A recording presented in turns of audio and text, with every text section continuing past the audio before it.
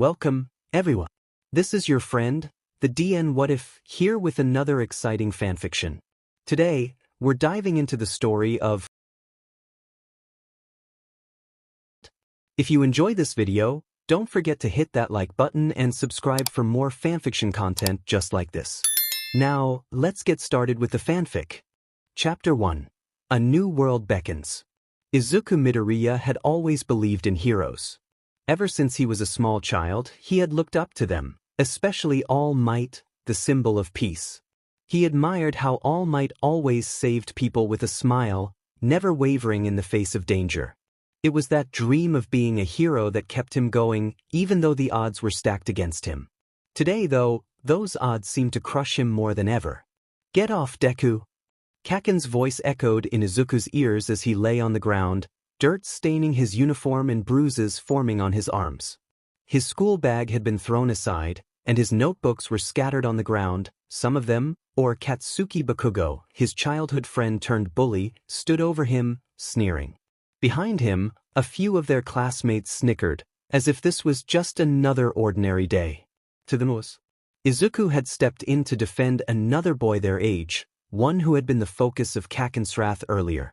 The boy had been cowering, tears brimming in his eyes as Kaken and his lackeys picked on him for a trivial reason. He had accidentally bumped into Kaken in the hallway. Izuku knew he couldn't just stand by and watch, even though he wasn't much better off than the kid. It was always like this. He was always the one standing up for others, but it never seemed to made sure to remind him where he stood in the pecking order. "You think you can be a hero with no quirk?" Kaken sneered, his crimson eyes glaring down at Izuku. "You're useless, Deku. You can't save anyone. Hell, you can't even save yourself." Izuku's heart pounded, and his fists clenched at his sides. He looked up at Kaken, the words on the tip of his tongue, but nothing came out. The hurtful truth was there he was quirkless, powerless in a world where power was everything. Kaken stepped closer, grabbing Izuku by the front of his shirt and lifting him slightly off the ground. "You should just give up already," he hissed. "Heroes need power. And you'll never have it." With a sharp push, Kaken shoved Izuku back down, causing him to stumble and hit the ground hard. The laughter of the other kids echoed in his ears, and tears stung at the corners of his eyes, but he bit his lip, refusing to cry in front of them. Crying would only give them more reason to torment him. Kaken and his group finally left, their laughter fading as they moved on, leaving Izuku alone. He stayed on the ground for a moment, catching his breath and wiping away the dirt from his uniform. His eyes landed on one of the notebooks that had fallen beside him, but something else caught his attention. It was a flyer, half-crumpled but still readable. "Sword Art Online, the first VR MMO game," it read. "Beta test applications now open." Izuku's curiosity piqued, and he picked up the flyer, examining it more closely. It was for a new, revolutionary video game. A deep-dive, virtual reality game where players could fully immerse themselves in a new world. It sounded incredible. A world where quirks didn't matter. Where maybe, just maybe, he could be something more than useless. That evening, Izuku sat at the kitchen table, nervously fidgeting with the flyer in his hands. His mother, Inko Midoriya, was across from him, watching him with concern in her eyes. She always knew when something was bothering him, even if he tried to hide it. And lately, there had been a lot on his mind. Izuku began, his voice shaky. He never really asked for much. He didn't want to burden his mother, who already worried about him enough. There's something I wanted to talk to you about." Inko set her chopsticks down, giving him her full attention. "What is it, sweetie?" Izuku took a deep breath, holding out the flyer for Sword Art Online. "It's a new game. A Vermo. I know it's expensive, and I know I don't usually ask for things, but I really want to try it." Inko blinked, surprised by the request. It wasn't like Izuku to ask for something like this. He was always more focused on his hero studies, always scribbling notes about heroes and quirks. But as she looked at the flyer and then back at her son, she could see how much this meant to him. His green eyes, usually filled with a mix of determination and sadness, now held a spark of excitement she hadn't seen in a while. She didn't fully understand why he wanted to play this game, but she trusted him. Izuku never asked for much, and if this could bring him some happiness, maybe it was worth it. After all, she knew how hard school had been for him lately, even if he tried to hide it. She didn't know who was bullying him. Izuku never wanted to talk about it, but she could tell something was wrong. After a moment of silence, Inko smiled softly. If this is something you really want, then I think it could be good for you, Izuku. Izuku's eyes widened in surprise. Really? Inko nodded. Yes. I know things have been tough at school, and maybe this game will give you a way to escape, even if just for a little while. But remember, Izuku. Her voice softened, and she reached across the table to place a hand on his. Even though it's a game, don't lose sight of who you are. Be yourself, and don't let anyone change that. Izuku swallowed the lump in his throat, nodding quickly. I promise. Months passed, and the day finally came when the full version of Sword Art Online was released. Izuku could hardly contain his excitement as he and his mother walked into the store to pick up the game. The shelves were filled with excited gamers, all eagerly awaiting their chance to enter the virtual world. As they reached the counter, Izuku clutched the box tightly in his hands, his heart pounding with anticipation. This is it, he thought. A whole new world, where I can be something more. Inko watched him with a mixture of pride and worry. She had seen the way his eyes lit up whenever he talked about this game. It reminded her of how he used to talk about being a hero, before the harsh reality of being quirkless had started to wear him down. She hoped that this game would give him a little bit of the confidence he had lost. As they left the store and made their way home, Inko glanced over at her son. Remember, Izuku, even though it's a game, always be true to yourself. Don't let it change who you are. Izuku nodded, clutching the game to his chest. I'll make you proud. As soon as they got home, Izuku raced up to his room, setting everything up as quickly as possible. He put on the nerve gear, his heart pounding with excitement and nerves. This was it. A whole new world was waiting for him. Link's start. The world around him faded, and as the virtual reality took over, Izuku found himself standing in a grand city, surrounded by players just like him. It was incredible. The buildings, the people, everything felt so real. His heart swelled with hope. For the first time in a long while, Izuku felt like he could be something more than just a quirkless kid. Here, in this world, he could be a hero. And little did he know, this game was about to change his life forever. Chapter 2. The Weight of Resolve. Izuku's vision blurred for a moment as the world around him shifted. He found himself standing in the central plaza of Sword Art Online, the bustling hub filled with players eagerly discussing their new adventure. His heart raced with excitement and nervous anticipation as he approached the character creation screen. He chose his avatar, which looked quite like himself with some fantasy adjustments, a slightly bigger frame, a few inches taller, and a similar hairstyle to his idol, All Might. He was ready to dive into the game, hoping to escape his quirkless reality. As he entered his desired username, Meteor, a sudden glitch caused the name to change to Deku. Izuku frowned, muttering to himself, "Great, different world, same shitty luck." After realizing there was nothing he could do to change his name now, so he sighed saying, fine, I have a game to beat anyways. Loading in, welcome and good luck with your journey. Izuku's POV. Teleporting in for the first time. Izuku's eyes scanned the bustling square of the starter city, his heart thudding nervously in his chest. The game had been live for a few hours now, and although he knew the mechanics from his time as a beta tester, he still felt that familiar surge of nervousness around so many people. He clutched his sword tightly in his hand, looking around at the various players gearing up and preparing to venture out into the wild fields for training. He spotted a girl standing awkwardly near the edge of the crowd, looking somewhat lost. Her blonde hair was tied back, and she wore the standard starter gear. She was glancing around, her hands fiddling with her sword, clearly unsure of what to do. Izuku felt that tug in his heart, the same one that made him want to help people in the real world. He muttered to himself, psyching himself up. This isn't like the real world. No quirks, no heroes, but maybe I can still help someone here. Gathering his courage, he approached her, his heart pounding in his chest. Hi, he called out, his voice a bit louder than he intended. She turned, blinking at him with wide blue eyes. I am Deku, he said, stumbling over his words. His face flushed as he scratched the back of his head nervously. Are you looking for someone to train with? You seemed like you weren't sure where to go, and I know the game, so I could help if you want. Melissa's POV. Melissa stood at the edge of the square, watching the other players as they hurried off toward the fields. She felt a strange knot of anxiety twisting in her stomach. Sword Art Online was the first game she'd ever played seriously. Her father had never been much for video games, and she'd always been more focused on science and engineering.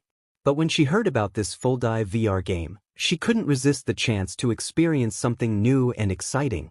But now, standing here with her sword in hand and no idea what she was supposed to do, the excitement was quickly fading into uncertainty. She felt out of place and didn't want to admit she was lost. Everyone around her seemed to know what they were doing. I can't be the only one who's new, right? She thought to herself, scanning the crowd. Suddenly, a voice broke through her thoughts. Hi. She blinked, startled, and turned to see a boy standing awkwardly nearby. His green eyes were wide and his face was flushed. He looked just as nervous as she felt. I am Deku, he said, stammering slightly. He seemed to be struggling to find his words, and for some reason, that made Melissa relax a bit. At least she wasn't the only one feeling overwhelmed. Oh, hi, she replied, smiling to put him at ease. I'm Melissa. I'm kind of new to all this. It's my first time playing a game like this. Deku's eyes lit up, and he fidgeted nervously with the hilt of his sword. Oh, really? I can show you the ropes if you want. I was a beta tester, so I know a lot about how the game works. Izuku's POV. Izuku's heart skipped a beat when Melissa smiled at him. He hadn't expected her to be so friendly. She didn't seem annoyed by his awkwardness, and that made him feel a little more comfortable. She's new like me, he thought. Maybe I can really help. That'd be great. Melissa said, her smile widening. I don't even know where to start. Izuku nodded quickly, his mind racing through what he knew about the early levels of the game. He'd spent hours exploring these fields during the beta, so he knew the best spots for beginners to train. It's not too hard once you get the hang of it, he explained, muttering under his breath as he tried to organize his thoughts. The fields just outside the city have low-level monsters, and it's a good place to get used to the combat system. We should go there. He glanced at Melissa, worried she might be getting bored with his rambling, but she nodded eagerly, clearly interested in what he had to say. That made him feel a little more confident. He hesitated, shifting his weight from foot to foot as he struggled to get the words out. Why don't we form a party? I mean, if you want. That way we can share experience points and help each other out. Melissa's POV. Melissa watched as Deku muttered to himself, clearly thinking through every step. He seemed so thoughtful and focused, which was a bit different from how most people she'd met usually acted. His awkwardness made her feel more comfortable, and the fact that he had been a beta tester was reassuring. He really seems to know what he's talking about, she thought. When he finally suggested forming a party, Melissa could see how nervous he was, the way he stumbled over his words. She found it endearing. She could tell he was genuinely trying to help, and it made her feel like she wasn't alone in this new world. A party? She asked, raising an eyebrow, pretending to think it over. When she saw his eyes widen in slight panic, she giggled. Yeah, I'd like that. Deku's face flushed. An even deeper shade of red, and Melissa couldn't help but smile. He seemed like a good guy, and she felt lucky to have met him. Thanks, Deku. I really appreciate the help. I was starting to feel a little lost. Izuku's POV. Izuku couldn't believe it. Melissa had agreed to form a party with him. He nodded quickly, opening up the menu and sending her a party invite. His hands were shaking slightly, but he managed to keep it together. She's not annoyed. She's actually happy to train with me, he thought, feeling a little rush of excitement. It's no problem, he said, trying to sound more confident. We'll head out to the fields, and I'll show you how to handle some of the low-level monsters. Just stick close and I'll make sure you're safe. Melissa smiled warmly at him, and Izuku felt his heart skip a beat. She was relying on him. For the first time in a while, he didn't feel like the awkward, quirkless kid who didn't fit in. Here, in this game, he had a chance to be someone. Someone strong. "Let's go," he said, leading the way toward the field outside of town, Melissa walking beside him. This world may not have quirks or heroes, but maybe, just maybe, he could be something close to one. As they left the city and stepped into the wide open fields, Izuku began explaining the basics of combat, showing Melissa how to lock onto enemies and use her sword effectively. She picked up the mechanics quickly, her natural curiosity driving her to ask questions, and Izuku happily answered them. They fought a few low-level boars and slimes, and with each victory, Melissa's confidence grew. She stumbled a bit at first, but under Izuku's guidance, she slowly began to get the hang of it. He encouraged her, giving tips as they fought side by side. Melissa, for her part, showed a determination that impressed Izuku. Every time she faltered, she quickly corrected herself, eager to improve. By the time the sun started to set, they had cleared a fair amount of monsters, and Melissa was starting to feel more comfortable with the game. "You're doing really well," Izuku said, grinning as he wiped sweat from his brow. "I think you've got the hang of it now." Melissa smiled, breathing heavily from the exertion. "Thanks to you. I'd still be wandering around in the city if you hadn't helped." Izuku blushed and looked away, scratching the back of his head. "I'm just glad I could help." Melissa's POV. As they made their way back toward the city, Melissa couldn't help but feel grateful. She had been so lost earlier, but Deku had been kind enough to take her under his wing. He seemed so earnest, so genuinely good. She smiled to herself as they walked. It was funny how quickly someone could go from a stranger to a friend in a place like this. "Well, today was a lot better than I thought it would be," she said, glancing at Deku as they reached the city gates. "Thanks again, Deku. I don't know what I would have done without you." Deku's face reddened, and he muttered something under his breath, too quiet for Melissa to catch. She just laughed, finding his shyness endearing. "I'll see you tomorrow?" she asked, and Deku nodded eagerly. "Why, yeah, definitely," he replied, his voice a little too loud in his excitement. Melissa laughed again, waving as she headed back to her inn. "Good night, Deku." Izuku watched her go, his heart pounding in his chest. He had actually done it, he had made a friend. As Izuku and Melissa finished forming their party, a sudden notification blared through the sky. A sharp ringing echoed in both their ears, cutting through their conversation like a blade. "What's going on?" Melissa asked, her eyes darting around in confusion. Izuku looked up at the game's interface as an unfamiliar sensation washed over him. "I don't know," he muttered, his usual muttering habit kicking in as he tried to process the sudden system message that flashed on the screen. A force teleport? But why? Before either of them could react, their avatars were enveloped in light, and their bodies were whisked away, leaving behind the small clearing they had been practicing in. When the light dissipated, they found themselves standing in a large, bustling square in the heart of the town of beginnings. Thousands of players stood in confusion, murmuring to one another. Above them, a crimson sky hung low, distorted with ominous data fragments that flickered like static on a broken screen. Then the voice spoke. "Welcome, players, to my world." Izuku's heart skipped a beat as a figure clad in deep red armor materialized high above them. The crowd below fell silent, the weight of the voice pressing down on everyone present.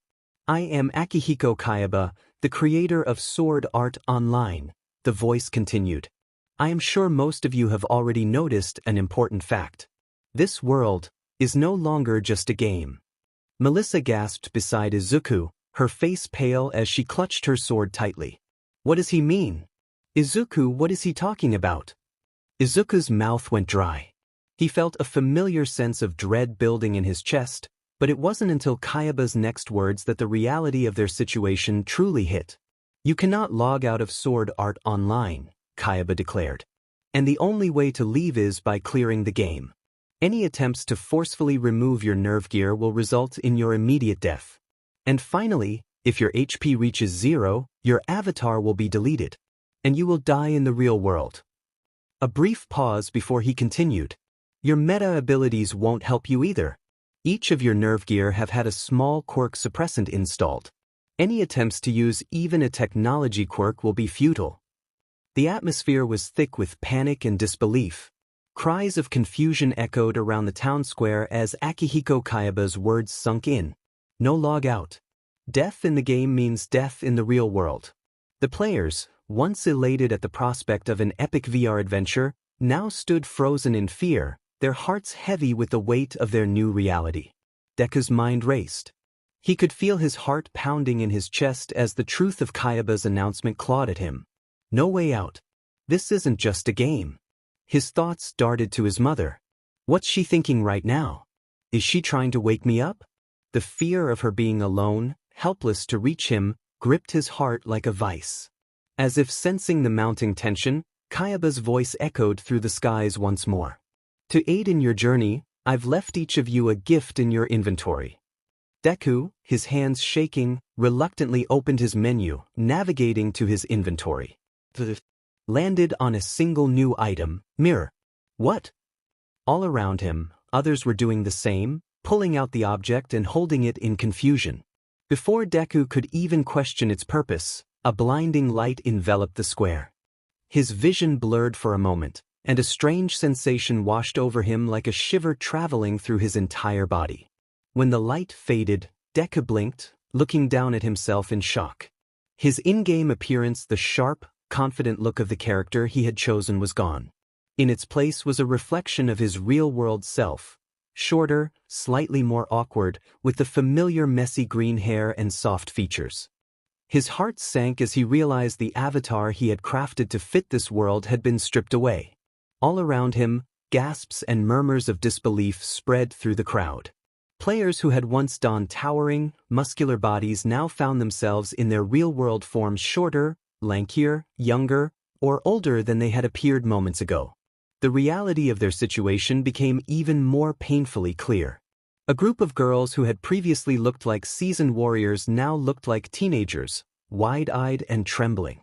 One boy who had previously been a tall, imposing figure was now revealed to be a much smaller child.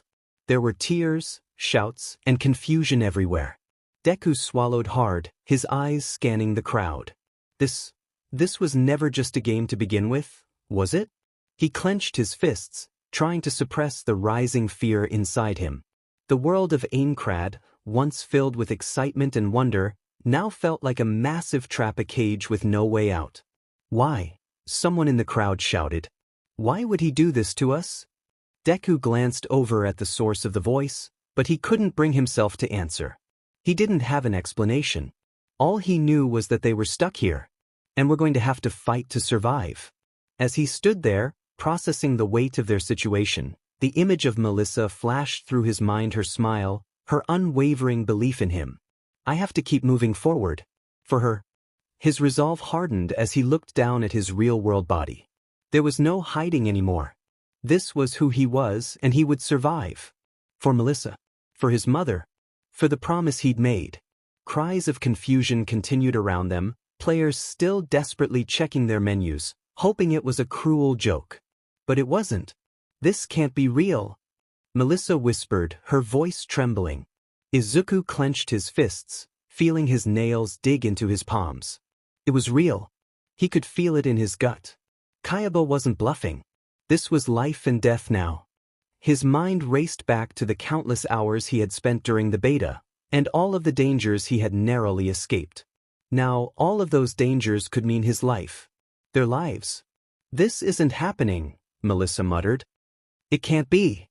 Izuku swallowed hard, fighting the lump in his throat. This world was no longer a game, and every decision they made from here on out had to be precise, calculated, because one wrong move, and that was it. Akihiko Kayaba's speech ended with a grim reminder of their only objective, to clear all 100 floors of Aincrad and escape. The red figure disappeared into the sky, leaving a sea of terrified, panicked players in its wake. For a few moments, Izuku and Melissa stood frozen, the gravity of the situation sinking in. The square around them erupted into chaos. Players screamed, some fell to their knees, while others began running in all directions. We have to go, Izuku muttered, grabbing Melissa's arm. Go? Where? She asked, still in shock. Izuku's face was determined, despite the fear gnawing at his insides. Away from here. It's going to be chaos soon. We need to get out of this town and start grinding for levels, or we'll be left behind. If we're going to survive, we need to get stronger. Fast. Melissa hesitated for a second, but then she nodded. You're right. Let's go. I'll follow your lead. They pushed through the panicked crowd, dodging players who were frozen in fear or scrambling to find answers. Izuku kept his eyes forward, knowing that every second they spent in the town of beginnings meant they were falling behind. As they reached the town gates, Melissa glanced back at the massive horde of players still milling about in confusion.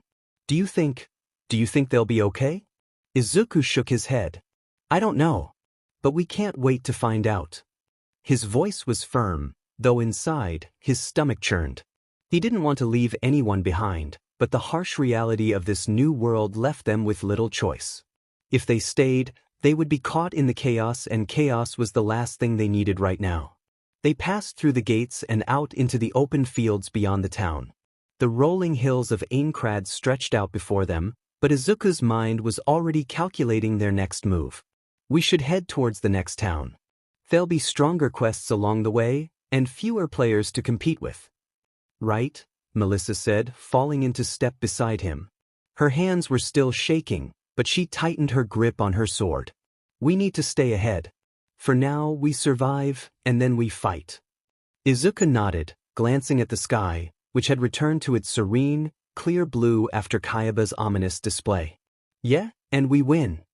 With their hearts racing and determination beginning to harden within them, Izuku and Melissa set off, knowing the stakes had just been raised far beyond what either of them had ever imagined.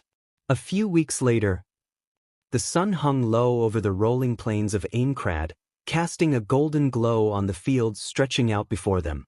The gentle breeze rustled the grass as Izuku and Melissa approached their target, a cluster of wild boars, snorting and pawing at the ground. They had been hunting for hours, but neither looked tired. If anything, there was a certain energy between them, an unspoken rhythm to their movements that had begun to form after weeks of training together. Think you can keep up this time? Melissa teased, glancing at Izuku with a smirk. Izuku chuckled, adjusting the grip on his sword. You're getting faster, but let's not forget who's been teaching you. Melissa rolled her eyes playfully. Oh please, you couldn't hit a crit last time if it hit you first. I bet I land the final strike this time. Challenge accepted, Izuku muttered, eyes narrowing with a grin. Let's see who gets the kill shot. Without another word, they moved. Melissa darted forward first, her light armor allowing her to outpace the boars. Before they could react, her sword flashed as she brought it down, striking the lead boar across its flank. The beast roared in pain, turning to face her with fury in its eyes. But before it could charge, Izuku was already in position. His body moved instinctively, almost like he could predict the creature's movements. With a quick sidestep, he swung his blade, slicing through the air with a sharp whistle. His attack connected cleanly with the boar's side, sending it reeling backward. Nice hit, Melissa called out, spinning to take on the next target. She dashed forward, bringing her sword in a wide arc as she aimed for the second boar. Her strike was clean, but she underestimated the creature's speed. The boar dodged, causing her to stumble slightly. Before the creature could retaliate, Izuku was there again, his blade flashing in front of Melissa as he blocked the boar's charge. Got your back, he shouted, stepping in to counter with a series of rapid strikes. His sword moved with precision, each slash driving the boar further back. Melissa recovered quickly, her eyes narrowing in determination. I didn't need saving. Just timing my next move, she said, grinning as she swung her sword at the boar's exposed side, landing a critical hit. The creature let out a final snarl before collapsing to the ground, its HP bar hitting 0. 2 down, 3 more to go. Izuku called out as the remaining boars circled them. They were larger than the first two, their tusks gleaming dangerously under the setting sun. Don't get cocky, Deku, Melissa teased, adjusting her stance. I'm still going for the final hit. Izuku laughed under his breath, adrenaline pumping through his veins. We'll see about that. The largest of the boars lunged at them, its massive frame barreling toward Izuku. Without missing a beat, he sidestepped the attack and countered with a swift upward slash, but the boar managed to deflect his blow with its tusks. "Melissa, now!"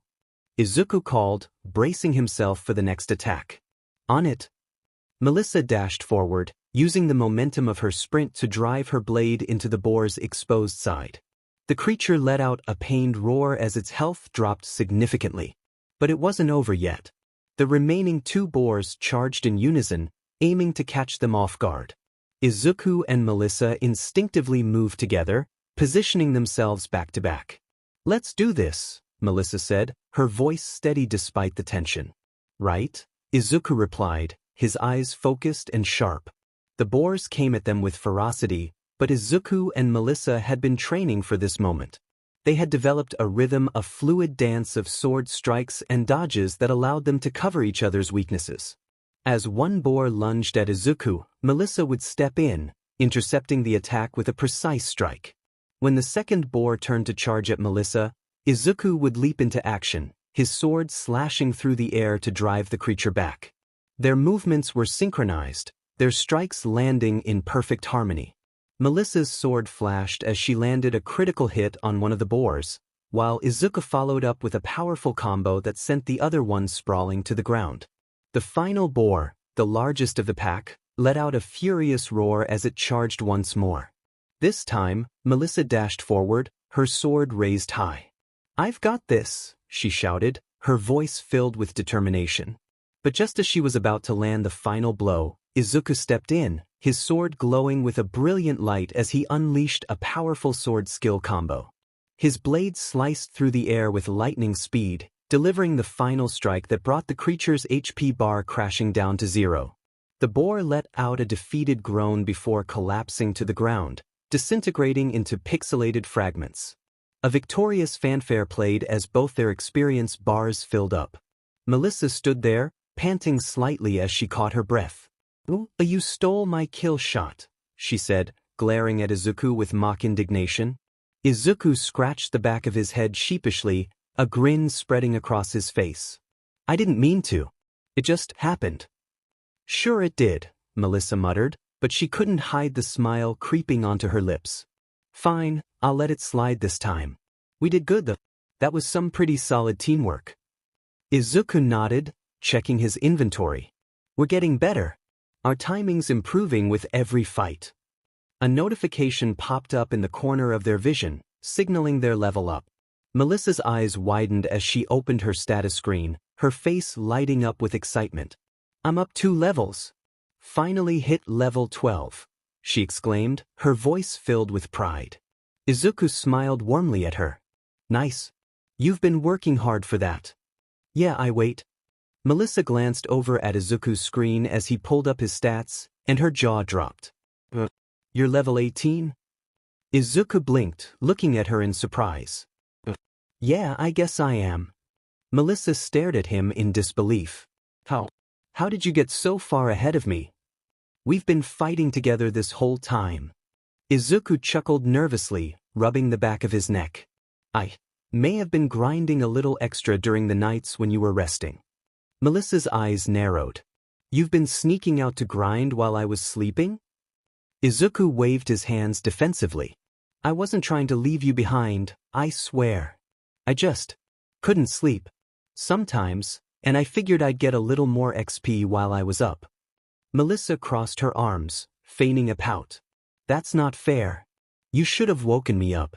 I could have gotten some extra levels too." Izuku laughed, though there was a bit of guilt in his expression. "I'll make it up to you. Next time, we'll both go out for some late-night grinding. Promise."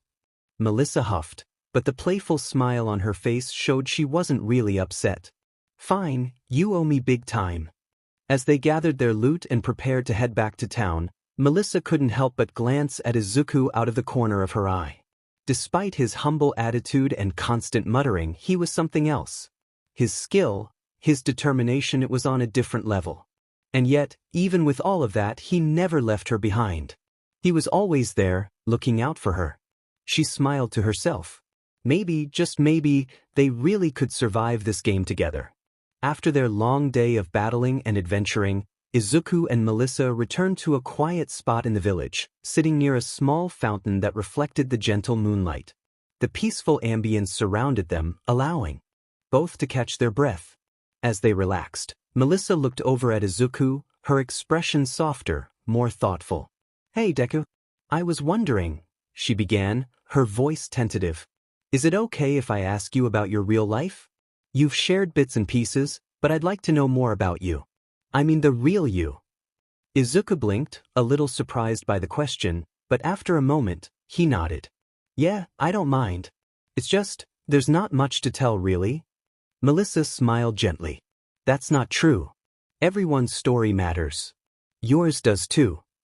Izuku exhaled, his gaze drifting to the stars above them, as if searching for the right place to begin.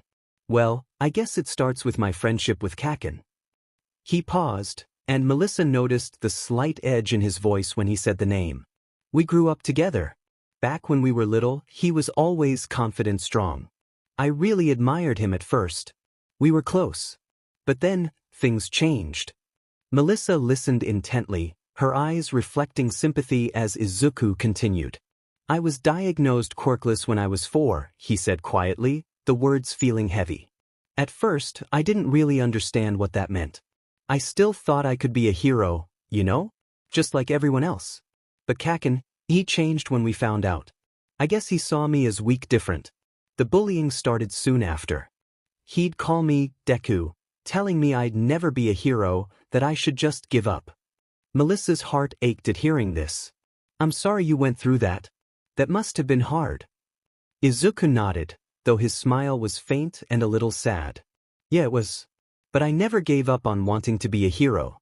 No matter how much people told me I couldn't, I still believed I could save people, even without a quirk. I always looked up to All Might. He's everything a hero should be. Strong, brave, and always smiling. I wanted to be just like him, to save people with a smile, no matter how scary things get." Melissa could see the light in his eyes when he talked about All Might, the deep admiration, and she couldn't help but feel a sense of connection to his dream. Izuku sighed. "But even though I still want to be a hero, it's hard when everyone else thinks it's impossible. In the real world, I'm just quirkless Deku. Someone who can't make a difference.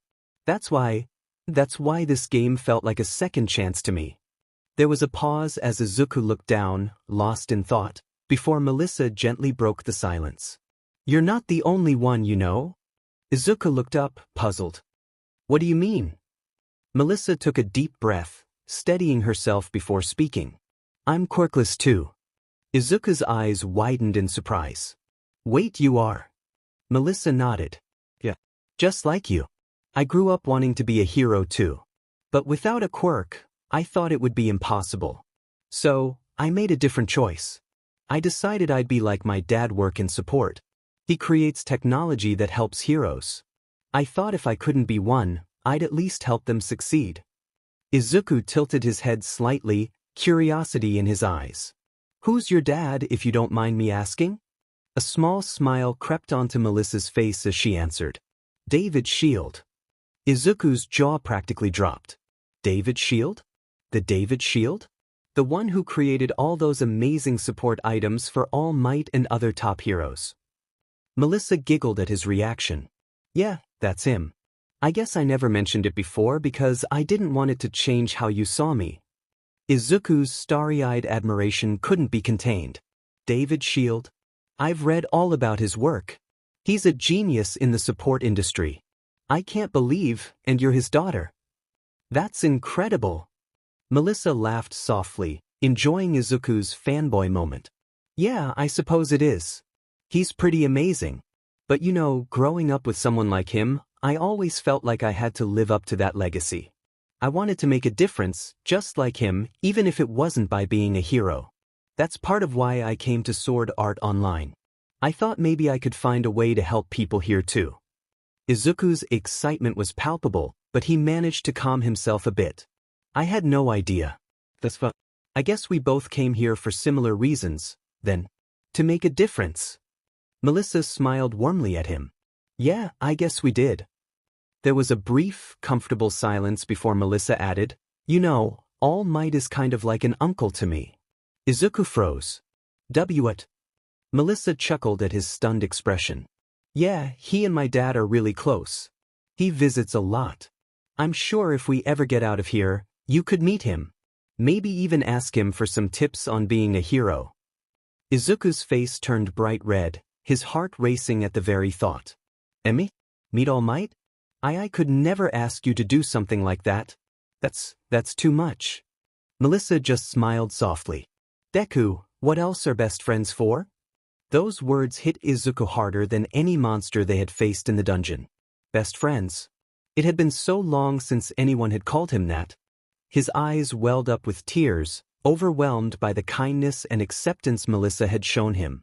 He had felt alone for so long, but here, in this strange world, he had finally found someone who truly understood him. Unable to hold back his emotions, Izuku wiped at his eyes as they started walking back towards the inn. Melissa walked close beside him, and for the first time in a long time, he felt like he wasn't facing the world alone. When they arrived at the inn, just before they went to their separate rooms, Izuku hesitated. Hey, Melissa. She turned to him, curious. Yeah. Izuku reached into his inventory and pulled out a gleaming sword, its silver blade etched with intricate designs. The sword was pitch black with a sleek, straight-edged blade that gleamed ominously, its design simple yet undeniably powerful. Here, take this. Melissa's eyes widened in surprise as she looked at the sword. Deku, what is this? Izuku scratched the back of his head, muttering under his breath. It's a thank you for listening to me. And for everything you've done. He handed the sword to her, and she held it carefully, still in awe. It's an S-class sword. One of kind. Where did you get this?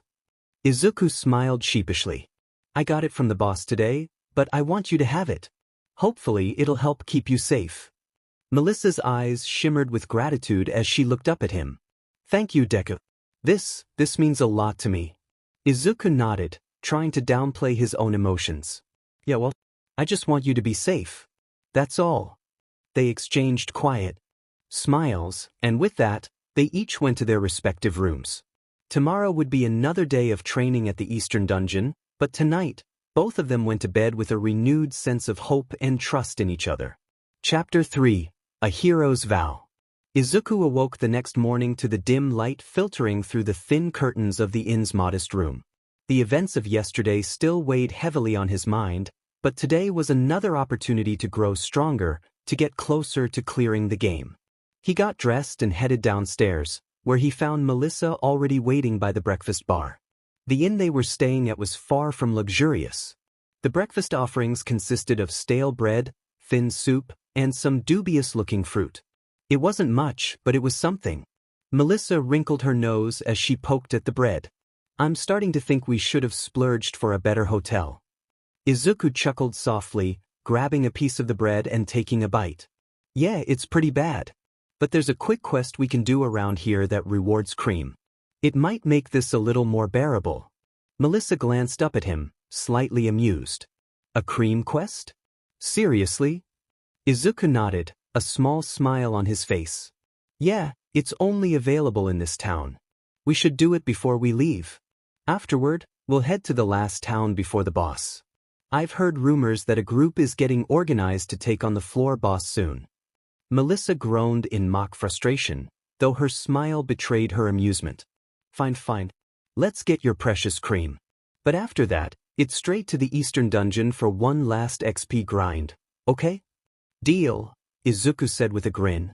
The quest itself was simple enough, retrieving a special herb from the nearby forest for a local NPC. After about an hour, they returned victorious, the cream safely tucked away in their inventory. With their small breakfast finally made a bit more palatable, they headed out toward the Eastern Dungeon. As they walked along the dirt path leading to the dungeon, Melissa continued to pepper Izuku with questions about the beta test. So, she began, glancing at him curiously. How far did you get during the beta? What were the bosses like? And what's the coolest thing you've seen so far? Izuku chuckled at her enthusiasm, his expression softening. Who's the one muttering now? He teased. Melissa blushed slightly but gave him a playful nudge. Hey, I'm just curious. Come on, spill. All right, Izuku said with a smile. I got up to floor 22 during the beta. The bosses were intense. Each one was more difficult than the last. They all had unique attack patterns, and some of them had abilities that were really hard to counter. The floor bosses weren't just about brute force, they required strategy. Especially as you got higher up. Melissa listened intently, nodding along as Izuku described the different boss fights he had experienced. And the coolest thing? Izuku thought for a moment before answering. It's gotta be the forest on floor. There's this beautiful lake, and right next to it, there's this cabin. The view from there, it's incredible.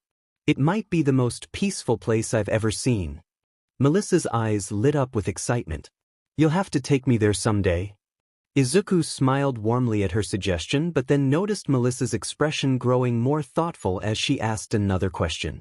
By the way, I overheard some people bad-mouthing beta testers when we left the last town. Why is that?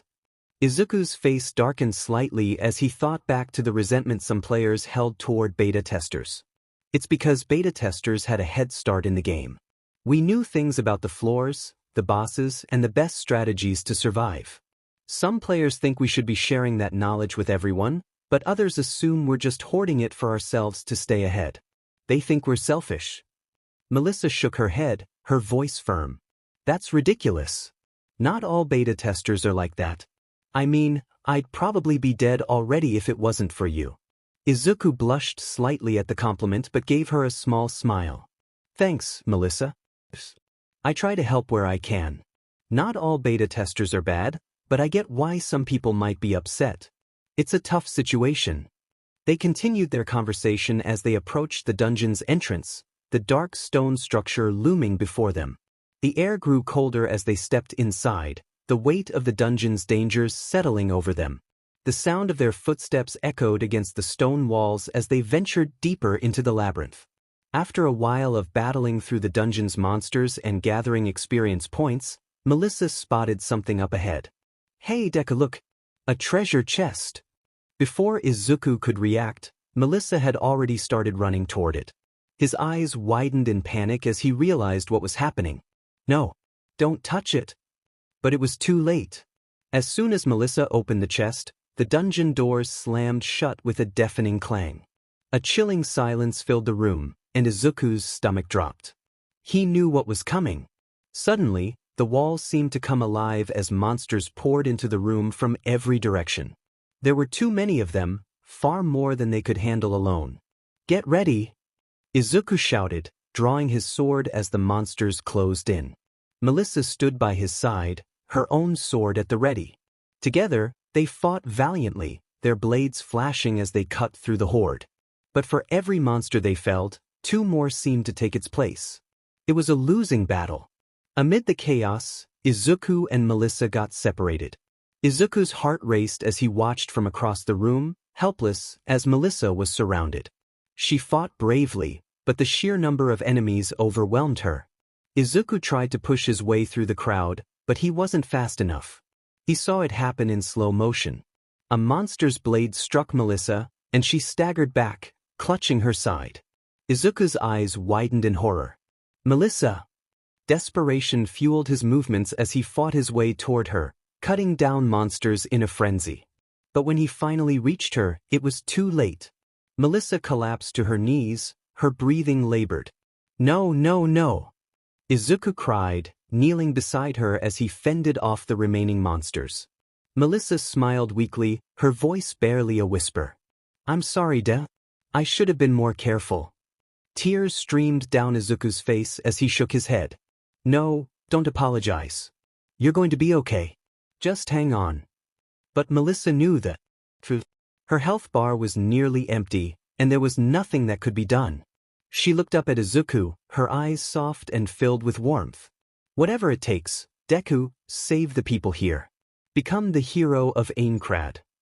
With that, she reached out and put her hand on Izuku's cheek, giving him one last smile, saying, "Goodbye, Izuku," before her body glowed softly and broke into a cascade of shimmering light. Izuku's hand passed through the particles as they drifted away, his heart shattering as Melissa disappeared before his eyes. For a moment, the world stood still. Izuku couldn't move, couldn't think. All he could feel was the weight of his loss, the unbearable grief that threatened to consume him. Then, something in him snapped. He stood, his hands trembling as he gripped his sword. It was the same sword he had given Melissa. Now, as he looked at it, he could see the name inscribed on the blade, the Elucidate. A burning rage welled up inside him, and with a guttural roar, he charged into the remaining monsters with a fury unlike anything he had ever felt before.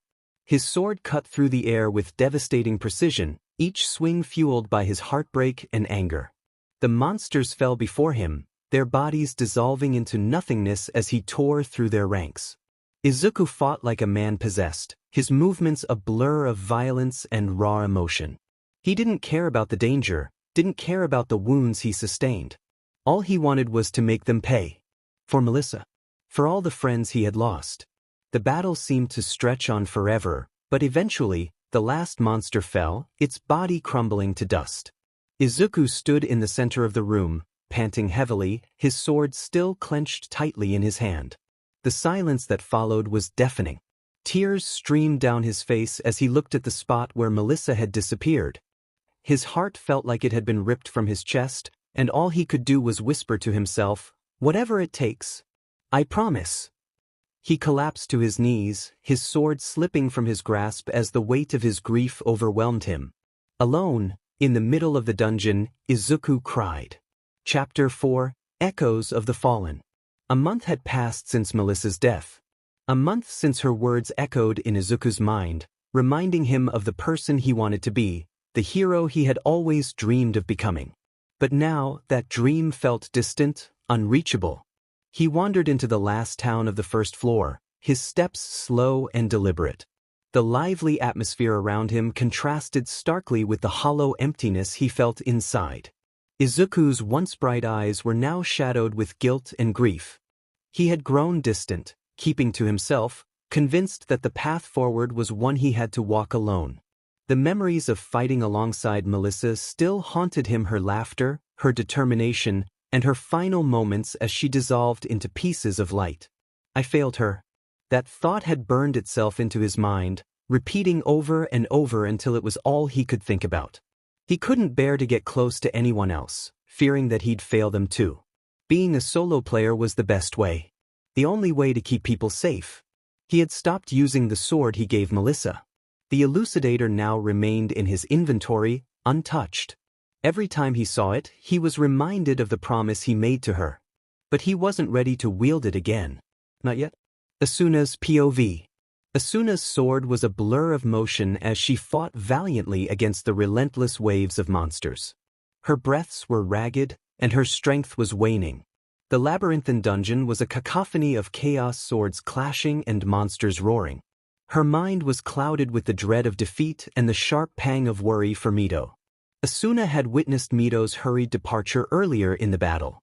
She had said that there was a rabbit that drops loot ahead of them she was going to go after. Right as she kilks the rabbit, she noticed a trap had sprung by Asuna and she was overwhelmed. As Mito watched Asuna's health bar drop faster and faster, more monsters started to make their way to her. Mito mad, the split-second decision driven by a desperate instinct to survive. Mito had fled, leaving Asuna to face the onslaught alone. As the battle raged on, the intensity of the fight began to overwhelm Asuna. Her strikes became less precise, her movements slower. She could feel the weight of her fatigue pressing down on her, each blow she landed against the monsters feeling more like a desperate plea for help. As she struggled, she couldn't shake the thought that Mito might not return in time. The fear of failing, of not surviving this battle, gnawed at her. Just when she thought she couldn't hold on any longer, she saw a new figure appearing in the fray. The figure moved with an effortless grace, cutting through the enemies with precision and skill that seemed almost otherworldly. The shadowed figure fought with a ferocity and expertise that was both awe-inspiring and intimidating. Asuna's eyes widened as she watched the figure's movements, realizing that this was no ordinary player. Deku's POV. Deku's heart pounded in his chest as he cut through the enemies, his focus unwavering despite the tumultuous emotions roiling within him. The weight of Melissa's death hung heavily on him, a constant reminder of his perceived failure.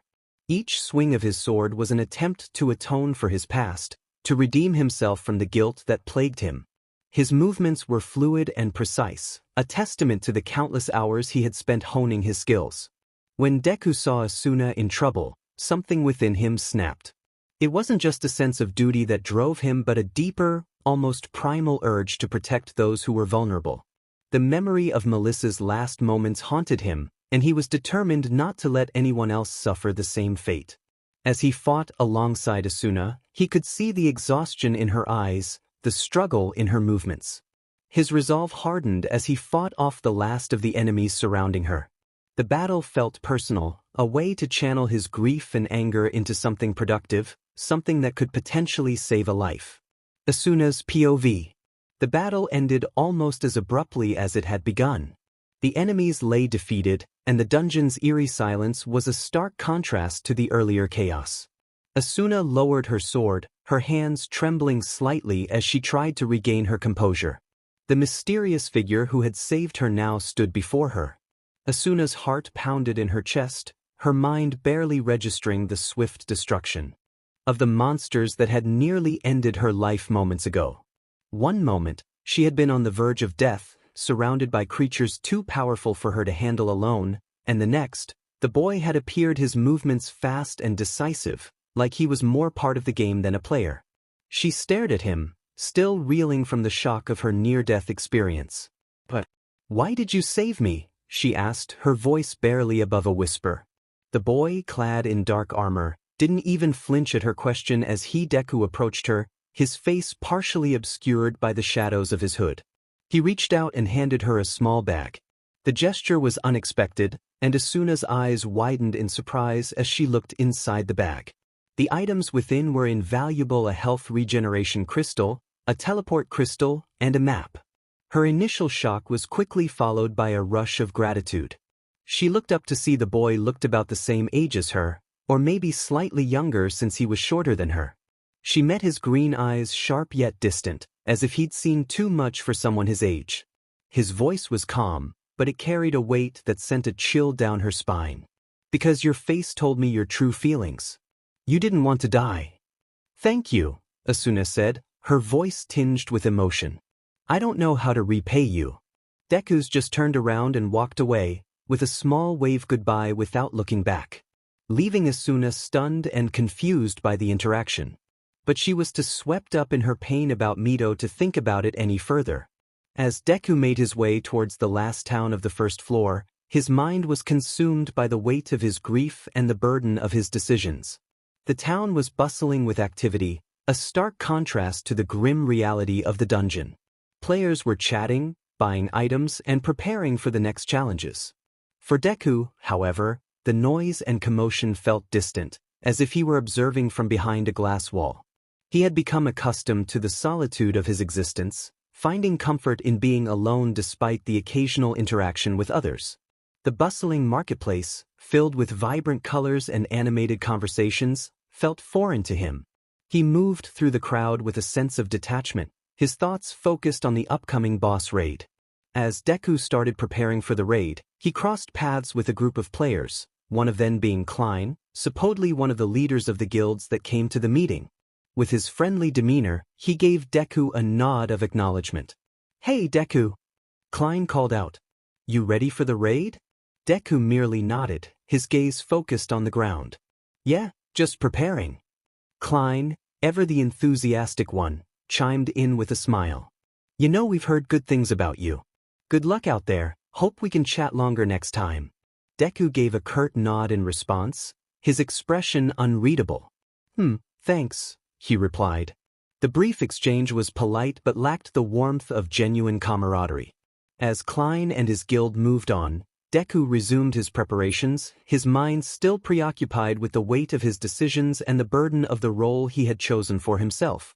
The tavern where the meeting was being held was packed with players, more than Deku had seen in one place since the launch of Sword Art Online. Wooden beams crisscrossed above the bustling crowd, the hum of nervous excitement filling the air as dozens of players gathered for the first floor boss meeting. The room was dimly lit, the only real source of light coming from flickering torches mounted on the stone walls, casting long shadows over the crowd. Deku stood near the back, his green cloak pulled close around him, blending into the background as best he could. He wasn't looking to stand out, not now, not when tension was high. There were at least 40 players gathered, their levels varying from the low teens to the mid-20s, and all of them were there for one reason: to take down the first floor boss and move forward in the game.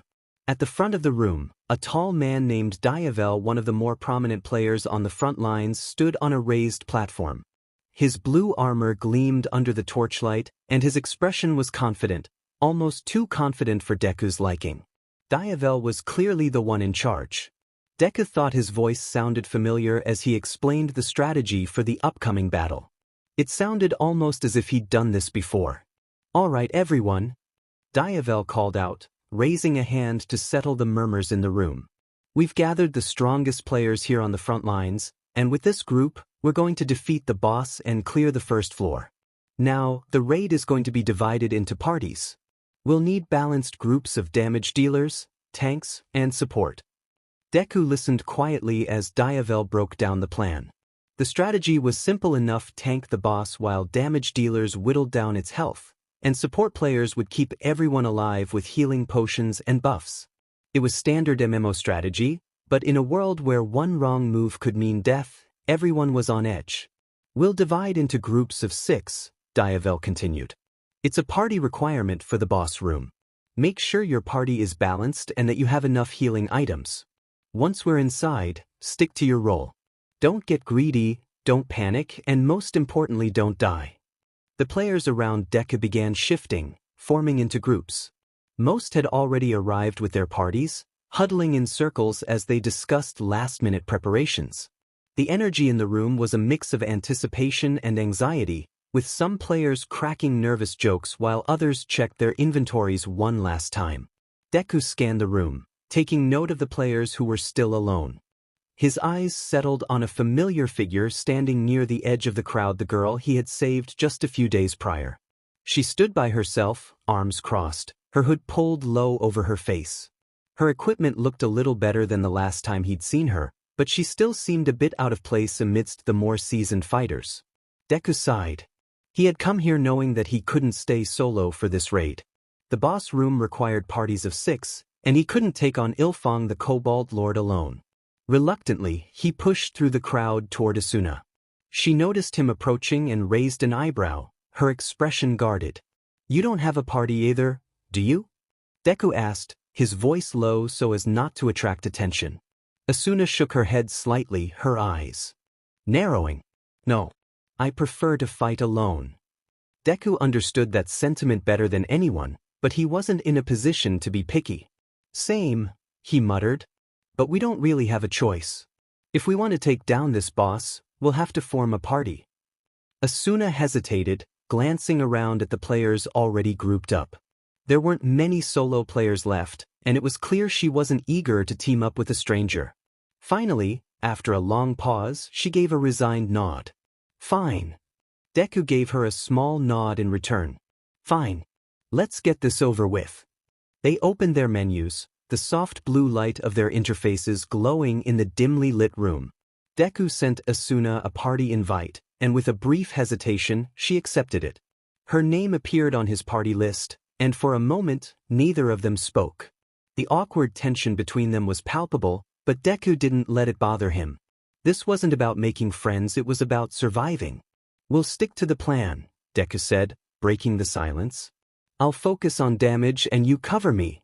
Asuna nodded, her eyes flickering with determination. "I can handle that." Deku glanced at her gear again, making a mental note to keep an eye on her. She was still relatively new to the game, and while she seemed capable, he didn't want to take any chances. He couldn't afford to lose another person. Not like before. "All right, everyone. That's everything for tonight. You have until tomorrow at noon, then we'll all meet at the edge of the forest before taking our first step to getting out of this damn game." Diavel's voice boomed through the tavern, signaling the end of the meeting. The room erupted into motion, some players gathering their weapons and heading out early for tomorrow's big day. Deku and Asuna followed the crowd, their steps in sync as they moved toward what would be their first major battle in Sword Art Online. Deku glanced at her gear again, making a mental note to keep an eye on her. She was still relatively new to the game, and while she seemed capable, he didn't want to take any chances. He couldn't afford to lose another person. Not like before. As they walked out of the crowded tavern into the cool night air of the first floor's main town, Deku and Asuna remained quiet. The town buzzed with activity, players gearing up for the upcoming boss battle, each step closer to clearing the first floor. The tension in the air was palpable, but Deku's mind was elsewhere. He couldn't shake the feeling that Asuna's gear wasn't enough. She had talent, no doubt, but talent only got you so far in this game. Without a word, Deku changed course, steering them toward the marketplace. Asuna, noticing the shift, raised an eyebrow but didn't question it. She trailed behind him, curious but distant, still processing the upcoming battle. The marketplace was still alive with traders, the glow of lanterns casting warm light over the various stalls selling weapons, armor, and potions. Deku stopped in front of one particular vendor, eyeing the swords on display. After a moment of silence, he reached out and picked up a finely crafted blade, the metal gleaming under the light. "This one," Deku said flatly, handing the vendor a small pouch of call, the in-game currency. He didn't stop there. He grabbed a few health crystals and defense potions, adding them to the growing list of purchases. Asuna watched him with confusion, her arms crossed as she tried to figure out what he was doing. "Why are you buying all of this?" she finally asked, her tone cautious. Deku turned to her, his expression unreadable. "Your gear isn't good enough for tomorrow. You need this if you want to survive." "I don't need charity," Asuna snapped, crossing her arms tighter, her pride flaring up. Deku's green eyes hardened slightly as he met her gaze, his voice cold but firm. "I refuse to let a party member die." The words cut through the tension like a blade. Asuna opened her mouth to argue, but something about the way Deku said it, something about the look in his eyes, stopped her. There was a sharpness in his tone, but beneath it, there was something else. Something deeper. She took a step back, unsure of what to say. Deku handed her the sword and the other items without another word. He turned, his steps leading them to a nearby bench. He sat down, pulling a piece of bread from his inventory and taking a bite. Asuna followed, the new sword now hanging at her side as she quietly sat down beside him. She glanced down at her own bread, nibbling at it with little enthusiasm. After a moment, Deku noticed the way she picked at her food, her eyes distant. He sighed, setting his bread down and rummaging through his inventory. He pulled out a small jar of cream. His heart clenched slightly as he looked at it, memories of his last quest with Melissa flooding back. This was the last jar he had, a small memento of the past he couldn't let go of. Still, he unscrewed the lid and set the jar on the bench between them. "Here's a little trick," he said softly. He placed a finger over the top of the jar, a small white glow emanating from his hand as he spread the cream over his bread. "Try it." Asuna hesitated, but eventually followed his lead, mimicking the way he spread the cream on her bread. She took a small bite, her eyes widening in surprise at the taste. For the first time that night, a small smile crept onto her face. "This is really good," she said quietly. Deku gave her a faint smile in return, but it quickly faded as he noticed the look in her eyes. Asuna's expression shifted, her gaze falling back to the ground. She looked cold, angry, and sad all at once, the weight of something heavy pressing down on her. Old instincts kicked in, and for a brief moment, the old Izuku, the one who cared deeply about others, poked through. He cleared his throat awkwardly, trying to find the right words. "You okay?" he asked softly. His voice was gentle, almost hesitant, as if he wasn't sure if he should be asking. Asuna tensed at the question, her fingers gripping the bread a little tighter. She glanced at him, surprised by his sudden concern. "I'm fine," she replied, her voice clipped. But there was a crack in her tone, a sliver of vulnerability that Deku didn't miss. He looked away, not wanting to push her. "I'm just a stranger," he said quietly. "But if you need someone to listen, I'll listen."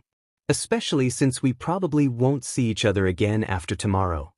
The words hung in the air between them, and for a moment, neither of them spoke. Asuna stared at him, unsure of what to say. She had been holding everything in for so long, carrying the weight of her anger and sadness like a shield. But something about the way Deku spoke, something about his quiet offer to listen, broke through her defenses. She hesitated, her voice trembling slightly. There's this girl. Mito. We were friends in the real world. And when this game started, we teamed up. She was a beta tester, so she knew more than I did. I trusted her. Deku listened quietly, his gaze focused on the ground as he let her speak. One day, we went out on a quest together. Everything was fine, but then, there was this rare item. She wanted it. Because I wasn't important enough to her. Asuna's voice cracked, her hands tightening into fists. She left me. She left me, and I almost died because of it. The pain in her voice was palpable, and for a moment, Deku didn't know what to say. He thought back to Melissa, to how he had failed her, and how the guilt had eaten away at him. He knew that kind of pain all too well. I can't speak for all beta testers, Deku said quietly, choosing his words carefully. But I like to believe they aren't all bad. You said she was your friend in the real world, too. I overheard some people talking to a girl with a katana sword at the tavern. If she's the same Mito as you mentioned, then you should talk to her. By the way she looked, I'd say she's carrying a lot of guilt herself. Asuna blinked, caught off guard by his words. Really? How can you tell? Deku gave her a small, almost sad smile. I'm good at analyzing people, he said, though in his mind he thought, because I carry a similar guilt. They sat in silence for a while after that, the night air cool around them. There was an understanding between them now, a shared sense of loss and guilt that neither of them had expected to find in one another. And though they didn't say it out loud, both of them felt a little less alone. Tomorrow they would face the boss together. But for tonight, they were simply two players, both weighed down by the past, trying to find a way forward. As Deku and Asuna left the tavern behind, their footsteps echoed through the stone-paved streets of the town.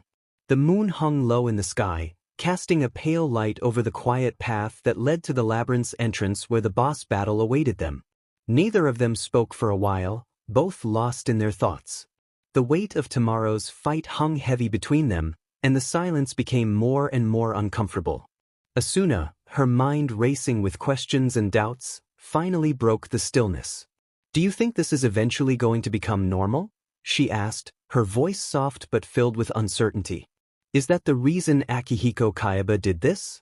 Or is he just a man with a power complex and a need to control everything? Deku didn't answer right away. His green eyes stared straight ahead, his hands gripping the hilt of his sword as they walked. He had wondered the same thing many times since the game had begun. Why would someone go to such lengths to trap thousands of players in a virtual world? Was it just to prove that he could? Or was there something deeper, something more twisted, driving Kaiba? I don't know, Deku finally replied, his voice steady but thoughtful. Maybe he wanted to see how people would react, how they'd adapt to a world without quirks. It's hard to say. I've thought about it a lot, but the truth is, none of it really makes sense. Asuna glanced at him, studying his profile in the dim light. So you think he's just watching us? Deku nodded slightly. Probably. This whole world is too detailed, too perfectly designed for it to be just about control. It feels like an experiment sometimes. But I don't know if it'll ever feel normal. We're fighting for our lives in here. Asuna sighed, the weight of his words sinking in. Yeah, I guess you're right. It just feels so surreal sometimes. Like 1 minute you're in school, and the next, you're fighting for your life with a sword in some fantasy world. Deku gave a faint smile at that. Surreal is one way to put it. They walked in silence for a while longer, the looming labyrinth walls drawing closer as they neared the entrance to the boss room. The group ahead of them, consisting of other players, had already started gathering near the massive doors that led to the first-floor boss. The tension in the air was thick, everyone knew that this battle would set the tone for the rest of the game. If they could defeat this boss, it would mean hope. But if they failed, it would mean death. The leader of the raid, Diavel, stood at the front, addressing the crowd. His blue armor gleamed under the moonlight, and his voice was calm but commanding. "All right, everyone, we've gone over the plan multiple times now, but I'll say it again. Stick to your assigned roles, don't get greedy, and watch each other's backs.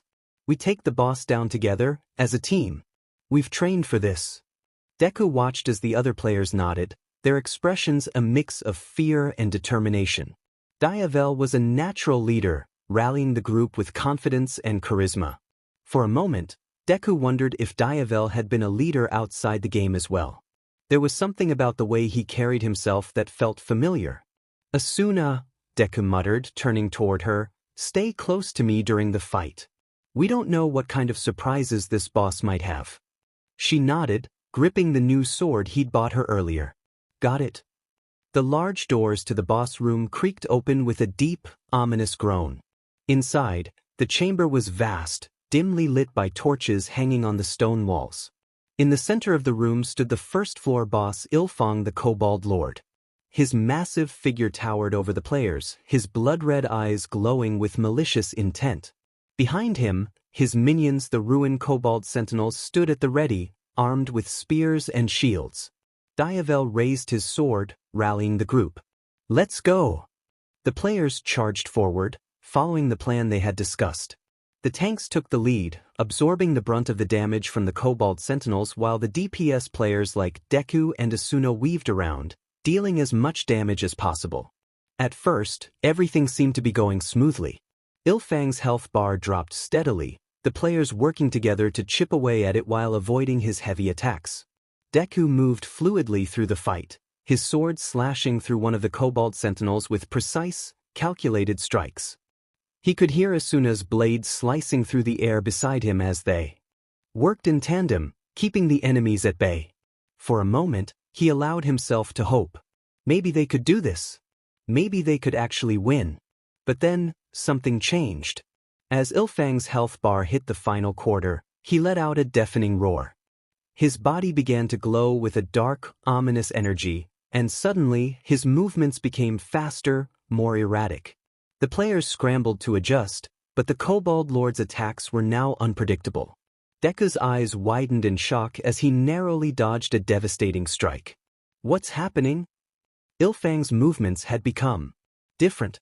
It wasn't just that he was faster, it was almost as if he had the quirk. His attacks were now imbued with bursts of energy, and his blade crackled with lightning as it swung through the air. 3 players were caught in the crossfire, their health bars dropping to 0 before they could react. One of them was Diavel. "No!" Deku shouted as he watched Diavel fall to the ground, the lightning-infused blade slicing through his armor. Deku rushed over, sliding to a stop beside him, cradling the fallen leader in his arms. Diavel coughed, his breath ragged as his health bar flickered dangerously low. "I thought I could take him," he rasped, his eyes filled with regret. "I thought, because I was a hero in the real world, I could handle more." Deku's heart clenched as Diavel's real-world identity came to light. He wasn't just a player, he was the normal hero, Manuel, a professional hero in the outside world. Deku's mind raced as he remembered Manuel from his own hero research. He had been someone Deku had looked up to, even if he wasn't as powerful as heroes like All Might. Manuel had been someone who made a difference, even in the small ways. Diavel Manuel gasped for breath, his time running out. "You were a beta tester too, weren't you?" Deku stiffened, his grip tightening around the fallen hero. "Yes," he admitted softly. Diavel smiled weakly. "Then you can lead them. Lead them to victory. Make sure everybody works together. It's the only way to make it out of here alive." Deku nodded, his chest tightening with emotion. "I will. I promise." With a final breath, Diavel's body began to disintegrate into pixels, his form fading away in Deku's arms. The room fell eerily silent, the other players watching in horror and disbelief as one of their leaders was gone.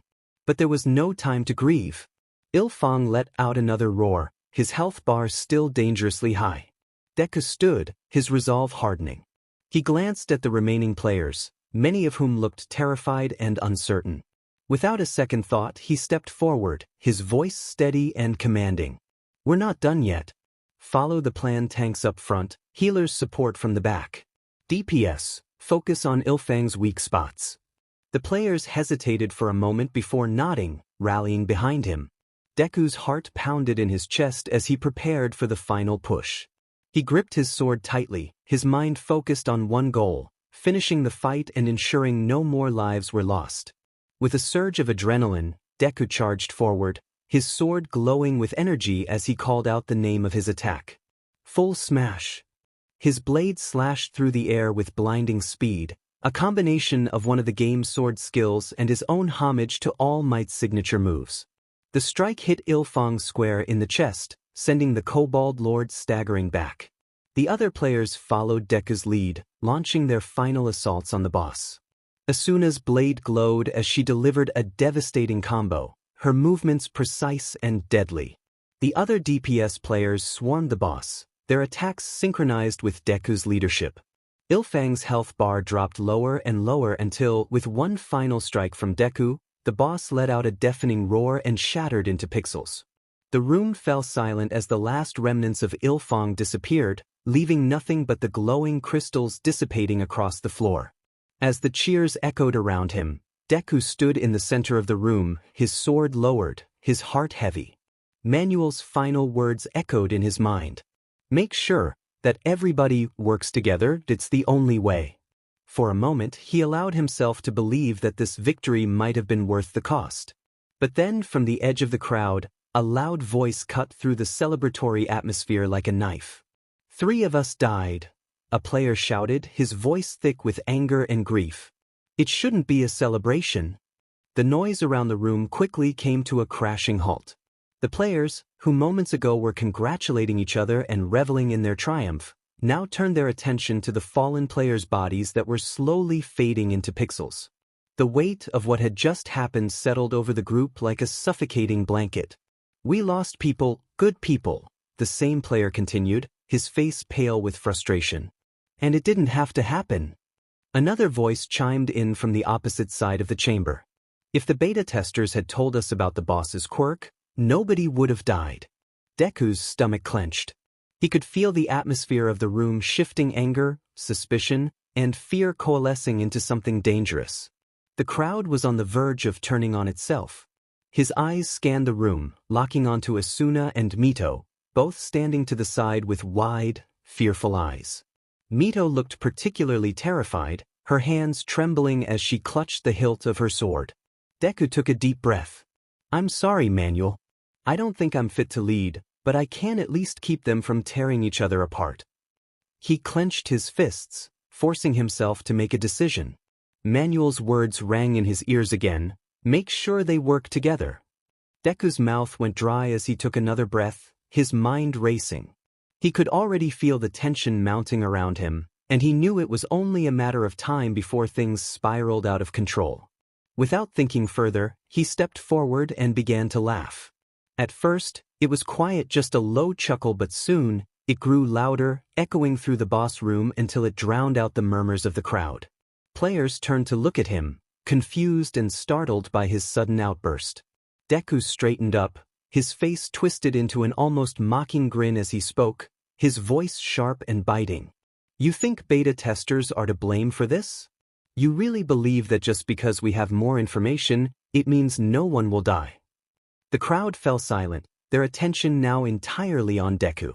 Here's the truth, Deku continued, his voice growing louder and more intense with every word. The beta testers are nothing at all. Sure, we have more information than you, but it's what you do with that information that matters. His grin faded, and his eyes darkened as his tone shifted into something more sinister. There are only a few beta testers out there who are even worth a DMN. But me? I have more intel than anyone. I went higher than anyone.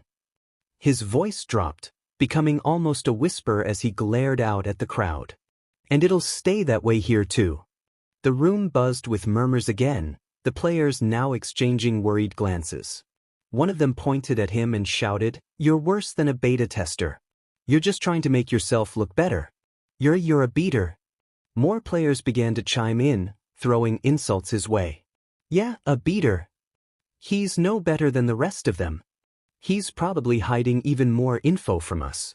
Deku turned his back to the crowd, his face tightening as he gritted his teeth, fighting the urge to snap back. Every fiber of his being wanted to defend himself, to explain the real reasons behind his actions, but he knew it wouldn't help. He had to protect the beta testers and ensure they didn't become scapegoats for every failure in this death game. Call me what you want, Deku growled under his breath. I don't care. Without looking back, he reached into his inventory and pulled out the black cloak he'd received as a reward from the boss fight. The fabric flowed smoothly over his shoulders, the darkness of the cloak matching the steely resolve in his heart. He took one last glance over his shoulder, his voice cold and detached. I'm going to open the portal to the next floor. Why don't all of you go back and grind a few more levels? I'd hate to see you all die before I clear the game. He waved dismissively, walking toward the stairs that led to the next floor, his steps echoing in the quiet room. Asuna's POV. Asuna stood beside Mito, her heart pounding in her chest as the crowd's mood shifted from celebration to anger. It was unsettling to see how quickly people had turned on each other, their grief morphing into hostility. The word beta tester echoed through the room, growing more venomous with each repetition. Mito, standing beside her, looked pale and terrified. Her knuckles were white as she gripped her sword, her body shaking with fear. Asuna could feel Mito's panic, but her own emotions were in turmoil. What was going on? Why were they turning on the beta testers now? Asuna's mind raced, her gaze scanning the crowd, searching for any sign of what was going to happen next. That's when she saw him. He stood in the middle of the room, his back turned to the rest of the players as he began to laugh. Asuna's breath caught in her throat as she watched him, confused and anxious. What was he doing? She had fought beside Deku today, trusted him in battle. He had been cold, distant yes but not someone who would mock the rest of them. As he continued to speak, her heart clenched in her chest. He was taking the blame, deflecting the anger of the crowd onto himself. For what? Why was he doing this? He saved me, she whispered, her voice barely audible. None of this makes sense. Mito glanced at her, her eyes filled with confusion and fear. Asuna? What's happening? Are we in danger? Asuna shook her head, unable to give Mito an answer. Her mind was racing.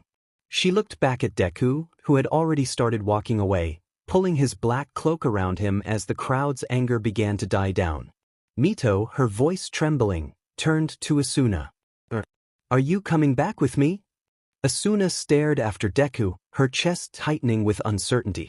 Give me one Z, she murmured, her feet moving before her mind had caught up.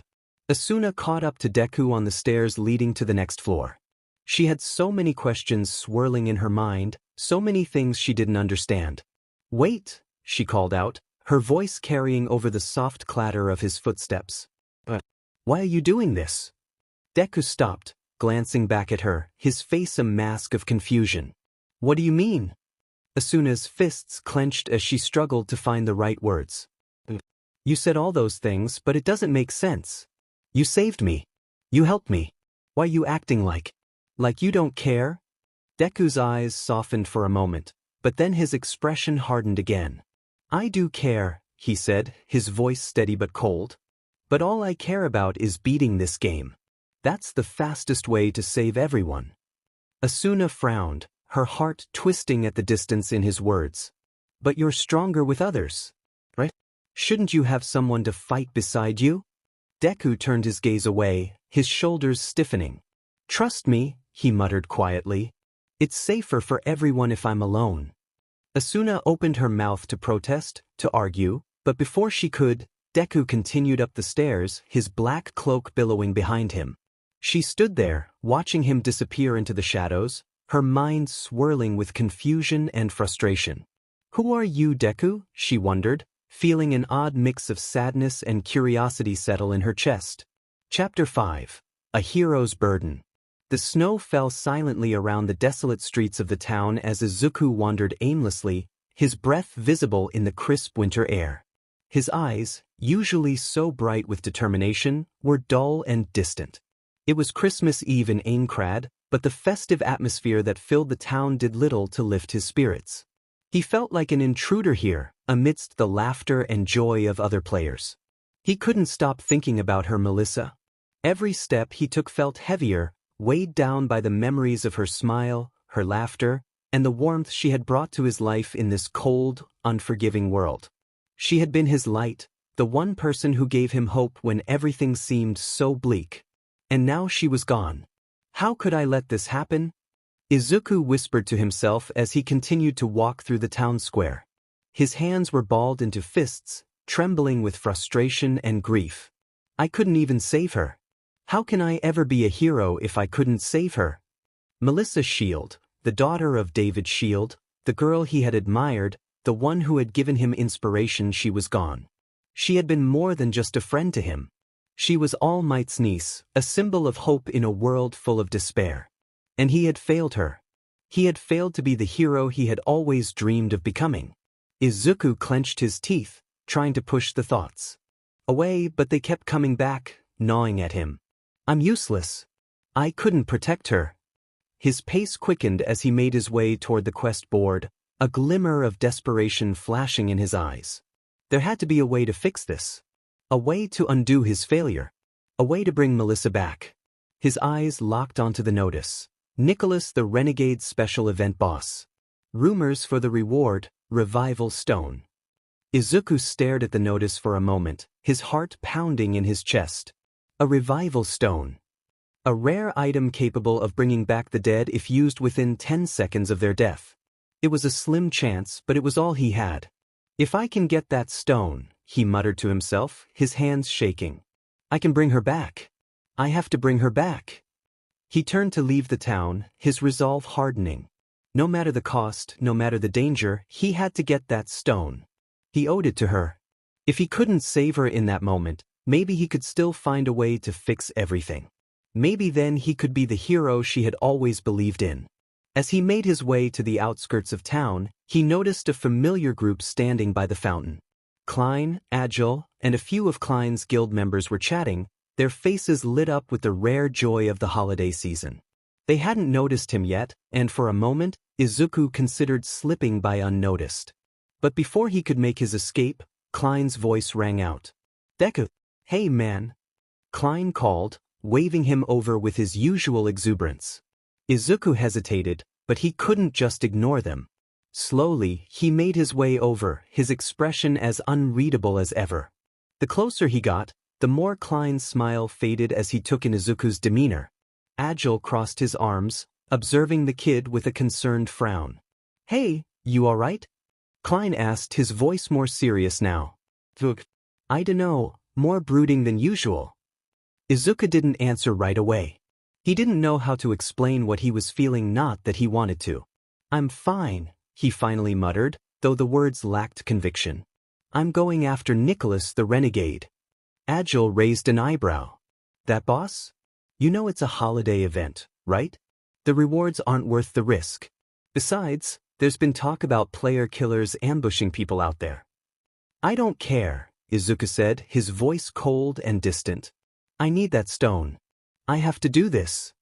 Klein exchanged a look with Agile, both of them sensing there was more to this than just the boss fight.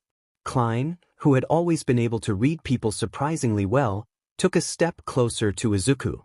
Deku, what's going on? Klein asked softly. This isn't just about the quest, is it? Izuku clenched his fists, the pain and frustration boiling just beneath the surface. He didn't want to talk about it. He didn't want to explain. All he knew was that he had to get that stone, no matter what. I'm going, he said, his voice barely above a whisper. With or without you? Agile sighed, glancing at Klein. Well, guess that settles it. We're coming with you, kid. No way you're doing this alone. Klein nodded, slinging his sword over his shoulder. Yeah, no way. Besides, it's Christmas, right? We can't let you spend it fighting a boss solo. Consider it our gift. Izuku didn't protest. He wasn't in the mood to argue. He just nodded once, grateful in some small way that they were coming along, even if he wouldn't admit it. The group, including Klein's guild members, headed out toward the frozen wilderness where Nicholas the Renegade was rumored to be. The snow-covered landscape stretched endlessly before them, the wind howling through the trees as they made their way deeper into the forest. The silence between them was thick with unspoken words, but Izuku was too focused on the task ahead to notice. As they neared the designated area for the boss fight, the air around them shifted. Izuku's instincts flared. He stopped in his tracks, his eyes scanning the surrounding trees. Something wasn't right. "We're being watched," he said quietly, his hand instinctively reaching for his sword. Klein tensed, his own weapon at the ready. "Ambush!" Before anyone could respond, a group of players leaped from the trees, weapons drawn. They weren't just any players, they were player killers. Their eyes gleamed with malicious intent as they charged toward Izuku and his group. "Demenit!" Klein shouted, blocking an incoming attack. "They were waiting for us." Agile swung his massive axe, fending off two attackers at once.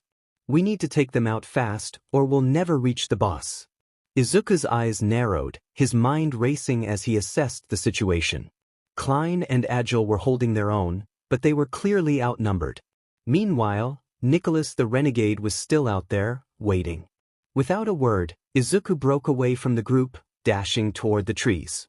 Klein called after him, but Izuku didn't stop. He had to trust them to handle the ambushers. He had his own fight to face. Izuku burst into the clearing where Nicholas the Renegade awaited. The towering figure of the boss loomed over him, its icy form glinting in the moonlight. Nicholas let out a bone-chilling roar, its massive hammer swinging down toward Izuku with deadly force. But Izuku was faster. His reflexes, honed by countless battles, allowed him to dodge the attack, his sword flashing as he struck back. The force of his blow barely scratched the surface of the boss's health, but it was enough to get its attention. "This is for her," Izuku muttered through gritted teeth as he continued his relentless assault. Each strike was fueled by his grief, his guilt, and his determination to make things right. But Nicholas was no easy opponent. The boss's attacks were powerful, each swing of its hammer sending shockwaves through the ground. Izuku's health was dropping fast, but he refused to back down. He couldn't. Not when he was so close. Meanwhile, Klein and Agile were struggling to hold off the ambushers. Just as one of Klein's guild members was knocked to the ground, a shadow emerged from the trees. It was Deku. With a speed and precision that took the player killers by surprise, Deku cut through them like a force of nature. His swordsmanship was flawless, each strike calculated and lethal. In moments, the ambushers were either defeated or retreating into the forest, unwilling to face Deku's wrath. Klein, breathing heavily, watched in awe as Deku sheathed his sword. There was something different about the kid, something darker, more broken. But beneath that cold exterior, Klein could still see flashes of the boy who wanted to be a hero. "Deku!" Klein began, but before he could say anything else, Deku reached into his inventory and pulled out the revival stone. He handed it to Klein and Agile, his face expressionless, but his eyes betraying the depth of his sorrow. "Someone dies in front of you," Deku said quietly. "Use this within 10 seconds. To bring them back." His voice cracked, and for the first time, Klein and Agile saw the tears forming in the corners of his eyes. I couldn't save her." Before either of them could respond, Deku turned and walked away, disappearing into the trees. Later that night, Izuku sat alone in his own room, staring blankly at the wall. The weight of his failure pressed down on him, suffocating him. He had gotten the stone, but it didn't matter now. Melissa was gone, and no amount of rare items could change that. He opened his menu, scrolling through the notifications absent-mindedly. It was all meaningless.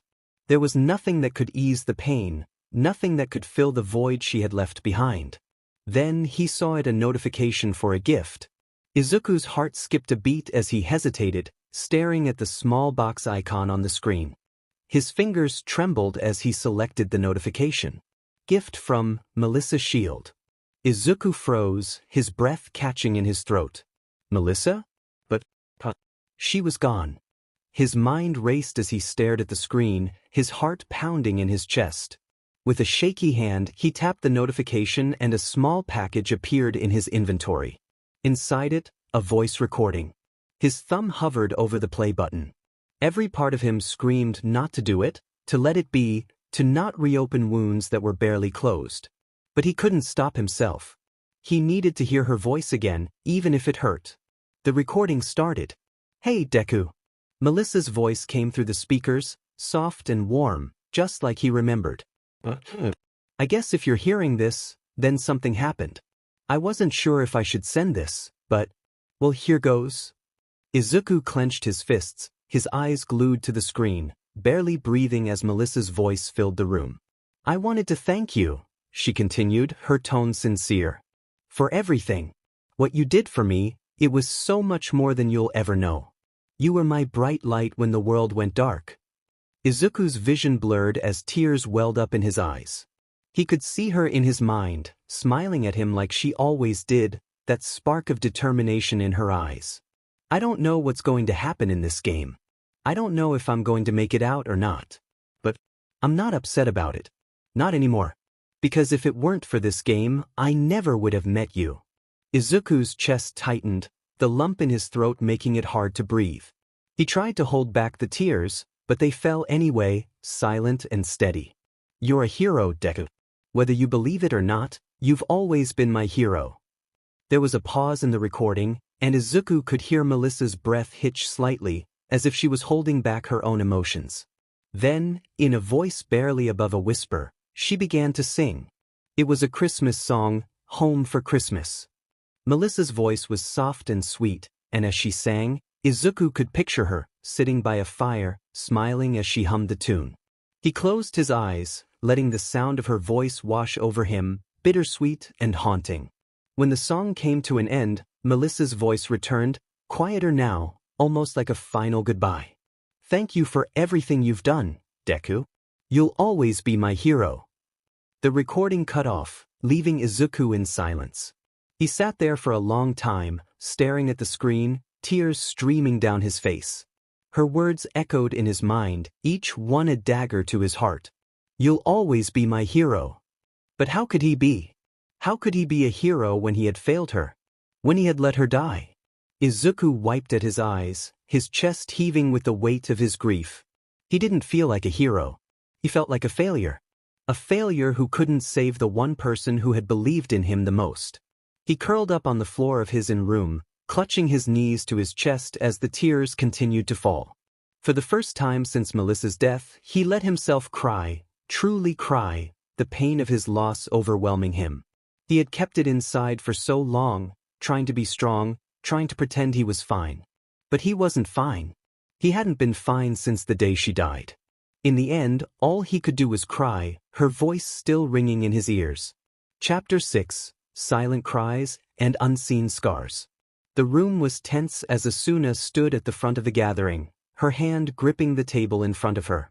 Floor 27 had been one of the toughest floors yet, and the upcoming boss battle would test the strength of everyone present. The tension in the air was palpable, with many of the players visibly nervous. There had been more deaths on the front lines than expected recently, and each meeting seemed to carry the weight of countless lives hanging in the balance. Mito stood by her side, her hand resting on the hilt of her sword. Asuna could sense her unease. They had come far together, but the shadow of their shared history still loomed over their friendship. The moment Mito had left Asuna behind in those early days of the game was not something that could be forgotten easily. However, they had managed to form a strong team despite everything. "I'm not letting that happen again," Mito had once promised her, and Asuna believed her. Asuna's voice cut through the silence as she began laying out the battle plan. Her tone was calm, though the weight of the situation pressed heavily on her. As the second in command of the Knights of the Blood Oath, it was her responsibility to lead the raid in Heathcliff's absence. She couldn't afford to let her personal feelings interfere. According to the scouts, the boss on this floor uses ice-based attacks, which will slow us down. We need to focus on agility and coordination. Our best chance is to take down his weaker limbs first, which will, she paused, her eyes scanning the room before continuing. We'll also be using the NPC villagers as bait to keep the boss distracted. At this, Asuna sensed a shift in the room. She could feel the confusion and unease growing in the air.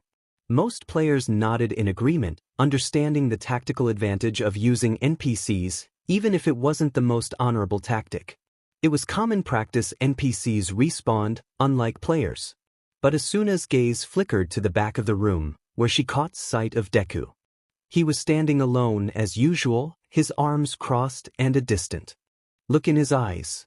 His face was shadowed by the dim light in the room, but she could sense the tension building in him. And, like clockwork, his voice rang out, clear and disapproving. "I'm not okay with that." The room fell silent as every head turned toward him. Asuna watched as the confusion among the other players deepened. They knew Deku as a lone player, quiet and isolated, rarely interacting with anyone outside of combat. Yet here he was, challenging the strategy, his words carrying a weight of conviction that few had expected. Asuna sighed inwardly, feeling the eyes of the other players on her. "They'll respawn. We won't. It only makes sense to take every advantage we can." "I don't care if they respawn," Deku snapped, his tone sharper now. "I'm not okay with this." There was an awkward murmur of confusion among the players. Some looked amused at what they thought was Deku taking a moral stand over NPCs. Asuna kept her voice steady, but her frustration was evident. "Well, it's a good thing I'm in charge then. Don't forget, just because you're a solo player doesn't mean you get to do whatever you want. Other lives are at stake here."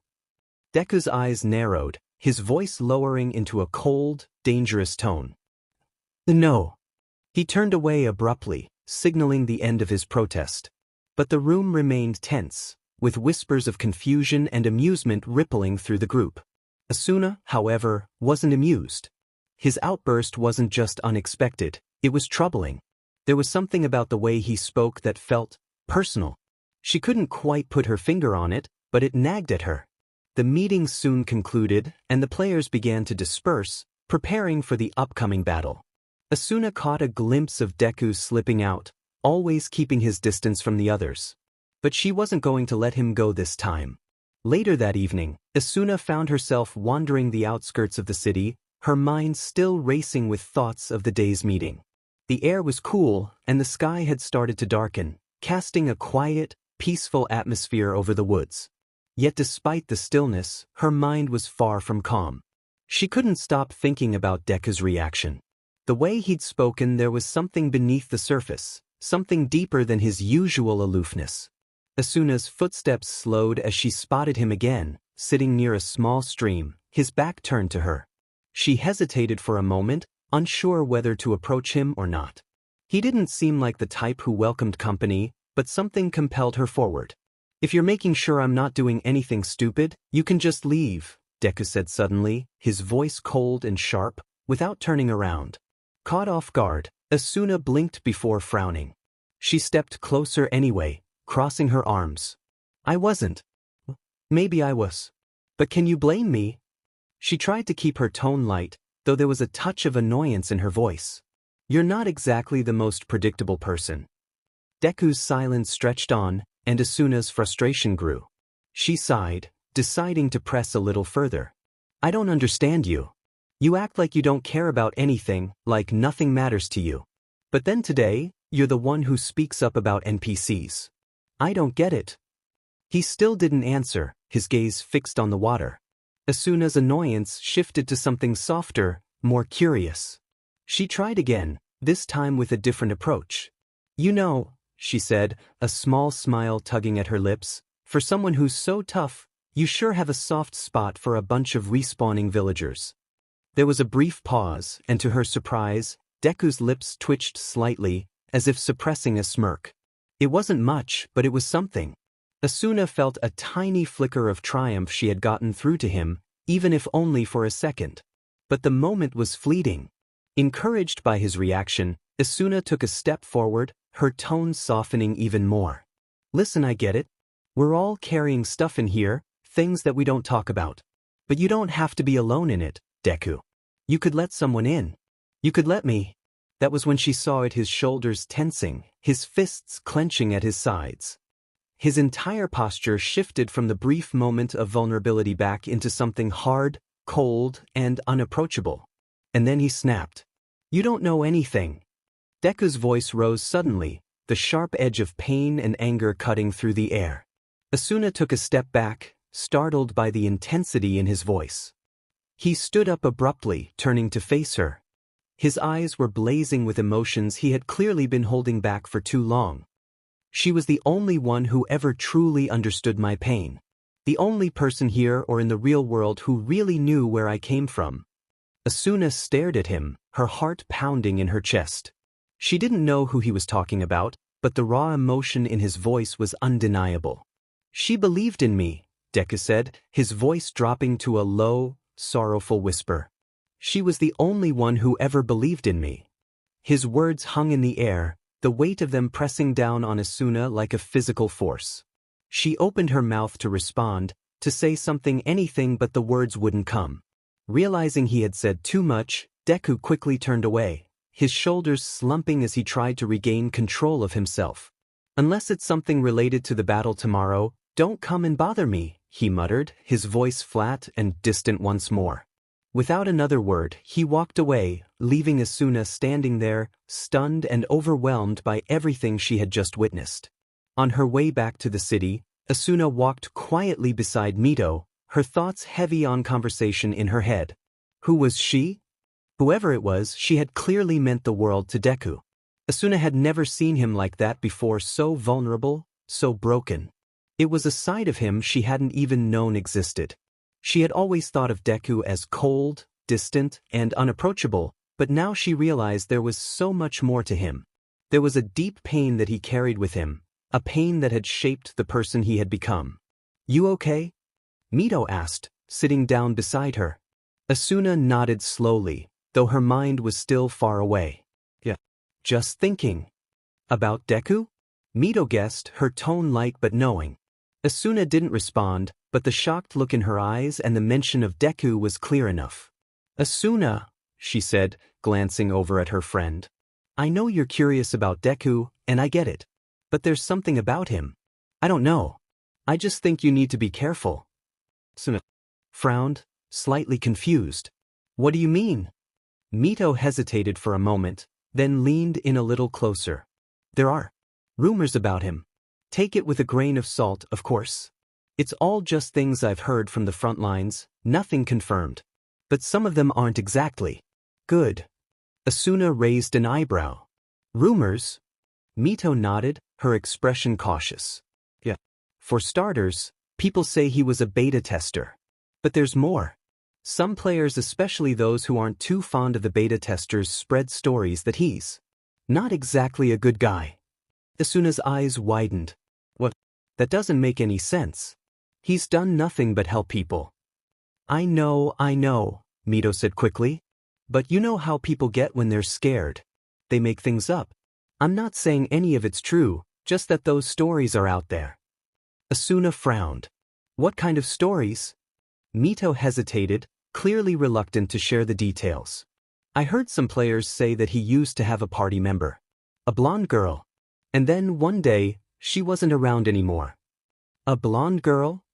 Asuna echoed, her mind flashing back to Deku's earlier outburst. He had mentioned someone important to him. Could it have been her? Yeah, Mito continued. Some people say she, died. And after that he changed. Got colder.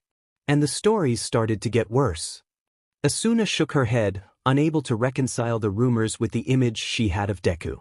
That doesn't sound like him at all. I'm just telling you what I've heard, Mito said, her tone more serious now. Like I said, take it with a grain of salt. There's no way to know what's true and what's just fear talking. But still, it's clear that he's been through something big. And people can be unpredictable when they've lost someone. Asuna was quiet for a moment, absorbing what Mito had said. The rumors didn't fit with the Deku she knew, the one who had saved her, the one who had quietly ensured she was taken care of during the first floor battle. But there was no denying that something had happened to him, something that had changed him. I know he's been through something painful, Asuna said softly. But I can't just ignore it, Mito. He saved my life. I owe him that much. Mito sighed, running a hand through her hair. I get that, Asuna. Really I do. But just be careful, okay? I don't want to see you get hurt because you're trying to fix someone who doesn't want to be fixed. Asuna smiled faintly, appreciating the concern in Mito's voice. I will. But he's not a bad guy. I know it. Mito gave her a long, searching look before nodding. Don't get too wrapped up in trying to figure him out. Sometimes, it's better to leave people to their own struggles. I'll keep that in mind, Asuna said, though she couldn't shake the feeling that Deku's struggles were far bigger than either of them realized. With that, the two friends continued walking, the weight of their conversation settling between them like a shadow. But Asuna's mind stayed on Deku. She couldn't help but wonder about the girl Mito had mentioned, the blonde girl who had been in his party. Whoever she was, it was clear that she had meant something to him, and her loss had left a deep scar. Asuna's resolve hardened. She wasn't going to give up on understanding Deku, no matter what the rumors said. She had seen the good in him, the boy who had saved her life, who had helped her without asking for anything in return. And she wasn't going to let the rumors change her mind. As the two of them parted ways, Asuna felt a renewed sense of determination. She had come too far to back down now. Whatever pain Deku was carrying, she was going to find a way to reach him, even if it took time. The rest of the day passed in preparation for the upcoming battle. Asuna focused on her role within the Knights of the Blood Oath, leading the strategy and ensuring the players were ready. But in the back of her mind, Deku's words, his outburst, and the rumors Mito shared swirled together, leaving her more determined than ever to understand the boy who had helped her so much in the past. That evening, as the sun set over Aincrad, Asuna sat alone in her room, the weight of the day pressing down on her. She thought back to her first encounter with Deku, the way he had saved her, how they had fought together during that first-floor boss fight. She remembered the bread they had shared and the kindness he had shown her in small, unspoken ways. She pulled out her sword and stared at it, remembering how he had bought it for her. With a sigh, she sheathed the sword and leaned back against the wall, her mind still racing. Deku, who are you really? She whispered to herself. Tomorrow would bring another battle, but for now, all she could do was wait. The next morning, as they stood on the battlefield preparing to face the boss, Asuna found her eyes drifting to Deku. He stood alone as always, his face unreadable. The chaos of the fight unfolded, and Asuna fought fiercely, but her thoughts kept drifting back to Deku. The sound of clashing steel and the cries of players echoed around the battlefield.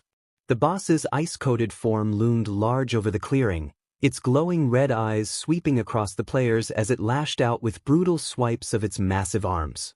Ice shards rained down, creating obstacles that slowed movement and shattered any sense of rhythm in the fight. Asuna led the front lines, her rapier flashing as she darted in and out, directing her fellow players to keep their coordination tight despite the chaos. Every once in a while, her gaze flickered to Deku, who remained on the periphery, watching the battlefield with sharp eyes. He wasn't fighting yet, holding back as if assessing the best moment to strike. His strategy was different from the others, more methodical. Where most players rushed in, eager to take down the boss, Deku waited, calculated, and stayed cautious. Asuna knew she should be focused entirely on the battle in front of her, but her thoughts kept drifting back to their conversation the night before. She had never seen him lose control like that, and now she understood at least a little bit why he was so distant. However, her loss had broken something inside him. And now, as they fought for their lives, Asuna couldn't help but wonder what was going on behind his guarded exterior. But there was no time to dwell on that now. The boss roared, swinging its massive ice axe down with a force that shook the ground. The frontline tank barely managed to block it, and Asuna quickly called for a heal. Directing her fellow players to regroup. They needed to stick to the plan. She couldn't afford distractions. Suddenly, the air grew still, and the temperature dropped even further. The boss reared back, its body glowing with an ominous light. The players froze for a split second, realizing too late what was about to happen. Get back! Asuna shouted, but her voice was drowned out by the deafening roar of the boss unleashing its ultimate attack, a massive wave of freezing energy that spread out in all directions. Most of the players managed to dodge or block in time, but not everyone was so lucky. Cries of pain filled the air as several players were caught in the blast, their health bars plummeting dangerously low. And then, out of the corner of her eye, Asuna saw it, the raid leader, the tank who had been holding the front line, crumpled to the ground, his body shattered by the boss's attack. The shock of seeing him fall sent a wave of panic through the players, and the coordination they had worked so hard to maintain began to falter. "We've lost the leader," someone shouted, their voice tinged with fear. Asuna felt her heart skip a beat. Without the leader, without someone to direct the team, this fight could fall apart. They were already teetering on the edge of disaster, and if things got any worse, more players could die. For a brief moment, uncertainty gnawed at her. She had taken on leadership before, but this was different. The boss was too strong, the players too scattered, and she couldn't do it alone. Fear gripped her chest, but just as the panic started to rise. "I'll take over." The voice was calm, steady, and utterly decisive. Asuna looked up, startled, to see Deku stepping forward, his eyes locked on the boss with an intensity she hadn't seen before. His demeanor was completely different from the cold, distant figure she had come to know. Here, in the heat of battle, there was no hesitation, no retreat into himself, only focus. "Deku?" Asuna breathed, but he wasn't listening to her. His attention was fully on the battle, and in that moment, he wasn't the lone, brooding player they all knew. He was someone else entirely, someone she hadn't expected. "Everyone regroup." Deku's voice cut through the chaos with surprising authority. He took charge without missing a beat, directing the remaining tanks to hold the boss's attention while the DPS players focused on attacking its weakened limbs. "Medics, prioritize our shield users, they're our frontline. Archers, you'll be behind them defending all of our weak point. Everybody else, focus mobility and watch out for the boss's attacks." According to the infobrokers, this boss could still have some things we don't know about, so be on guard. The players, still reeling from the loss of their leader, hesitated at first. But something about the way Deku spoke, the absolute certainty in his voice, made them listen. He moved swiftly, organizing the group with precision, barking out commands and repositioning the fighters. Under his direction, the team began to fall back into rhythm. Asuna watched in awe as Deku continued to lead the charge. It was as if a switch had flipped inside him. This wasn't the Deku she knew, the quiet, brooding boy who stayed in the shadows, haunted by some distant pain. This Deku was a leader, someone who could step into the chaos and bring order to it. And he was good at it. For a brief moment, as Asuna fought alongside the other players, she caught a glimpse of who Deku might have been before this world had beaten him down. The way he carried himself, the way he took command so effortlessly, it reminded her of someone who had once believed in hope and heroism. The old Deku, perhaps, before everything changed. But it wasn't long before the boss's health dropped dangerously low, and the battle intensified. The final phase had begun, and with it came a new set of challenges. The boss's attacks became faster, more erratic, and more deadly. Ice covered the ground, making it nearly impossible to keep footing. Players slipped, stumbled, and fought to stay upright as the boss unleashed a flurry of strikes. Asuna gritted her teeth, darting in and out with her rapier, focusing on precise, critical strikes. She could see Deku doing the same, his movements calculated and sharp. For the first time, they fought side by side, their coordination seamless as they took down the boss's remaining defenses. And then, in a final, climactic blow, Deku leaped forward, his sword flashing in the dim light as he delivered the finishing strike. The boss let out a deafening roar before collapsing, its massive form shattering into a cloud of data particles. It was over. The battlefield fell silent as the players processed what had just happened. They had won, but the cost had been high. Several players lay motionless on the ground, their bodies flickering as their health bars depleted completely. Asuna's heart ached as she looked at them, her victory overshadowed by the weight of the losses they had suffered. She had fought in so many battles, but the death of a fellow player never got easier. Deku, however, remained silent. He sheathed his sword and turned away, already beginning to walk toward the edge of the clearing, his expression unreadable. Asuna knew she had to speak to him. There was so much she wanted to say, so much she needed to understand.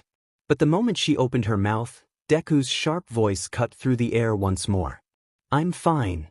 Asuna blinked, startled. "But I said I'm fine," he repeated, his tone colder than it had been during the battle. His back was still turned to her, but the tension in his shoulders told her everything. He wasn't fine, not even close. Before she could respond, Deku's pace quickened, and he disappeared into the trees, leaving her standing there with a dozen unspoken questions and an even deeper sense of confusion.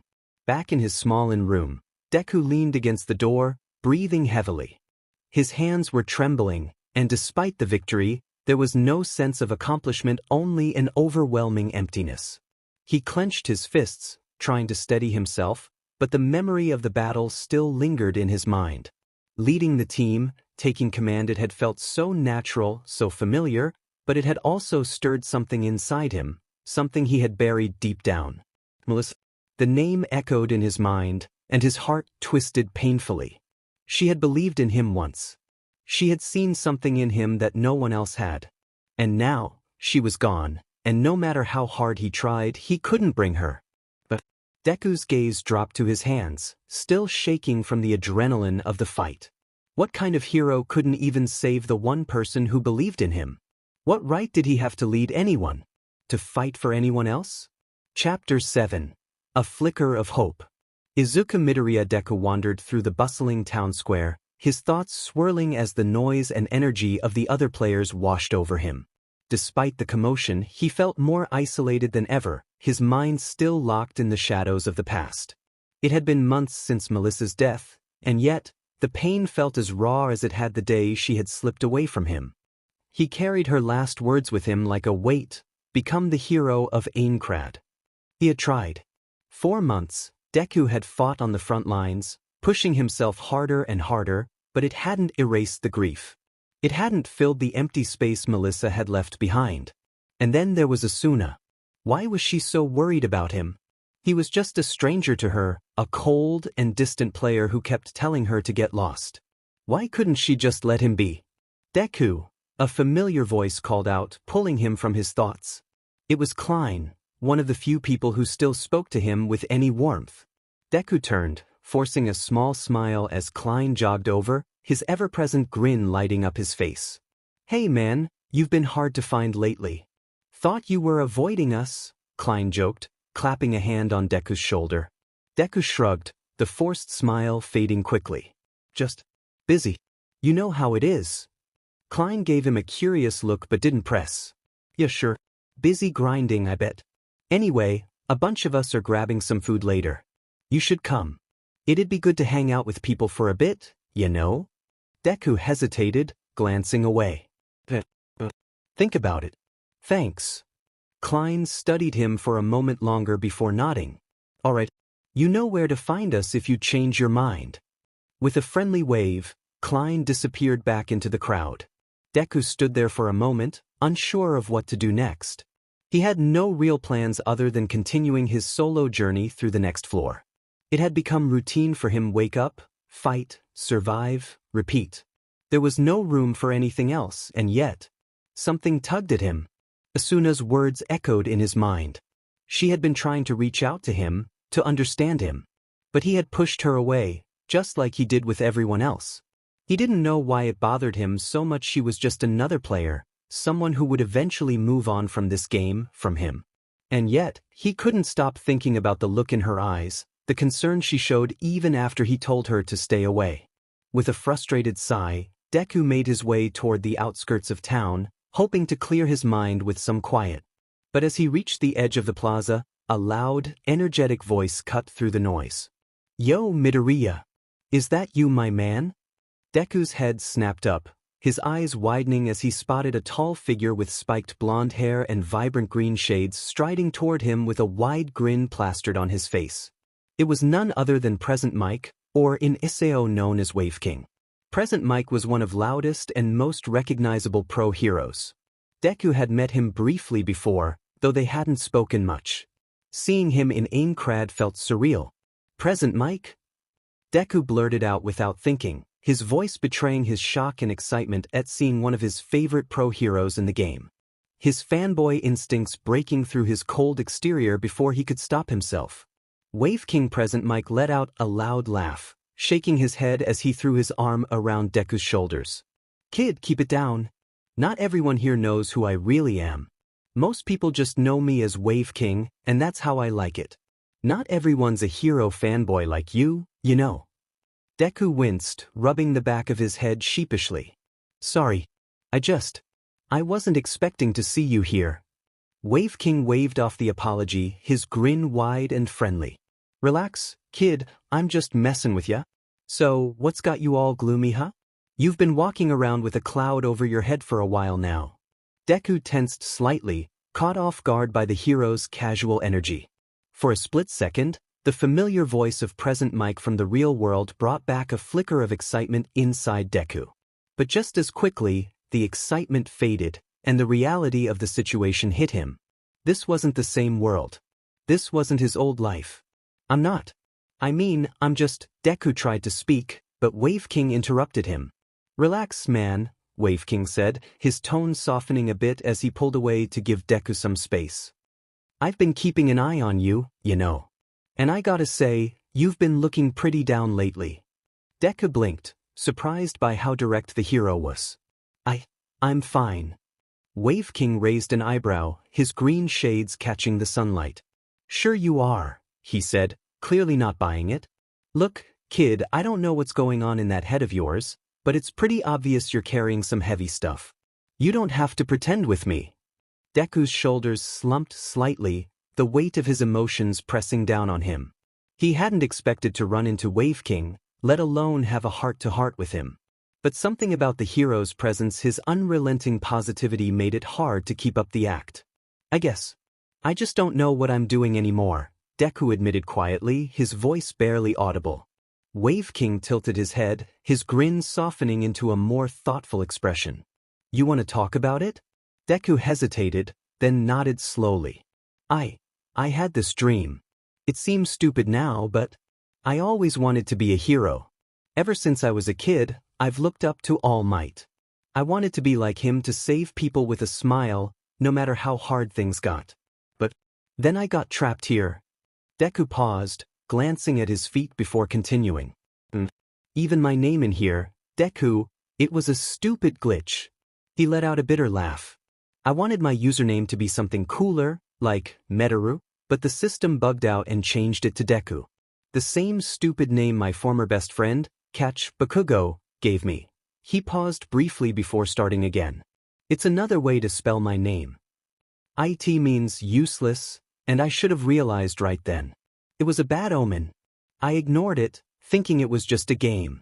But here I am, stuck with it.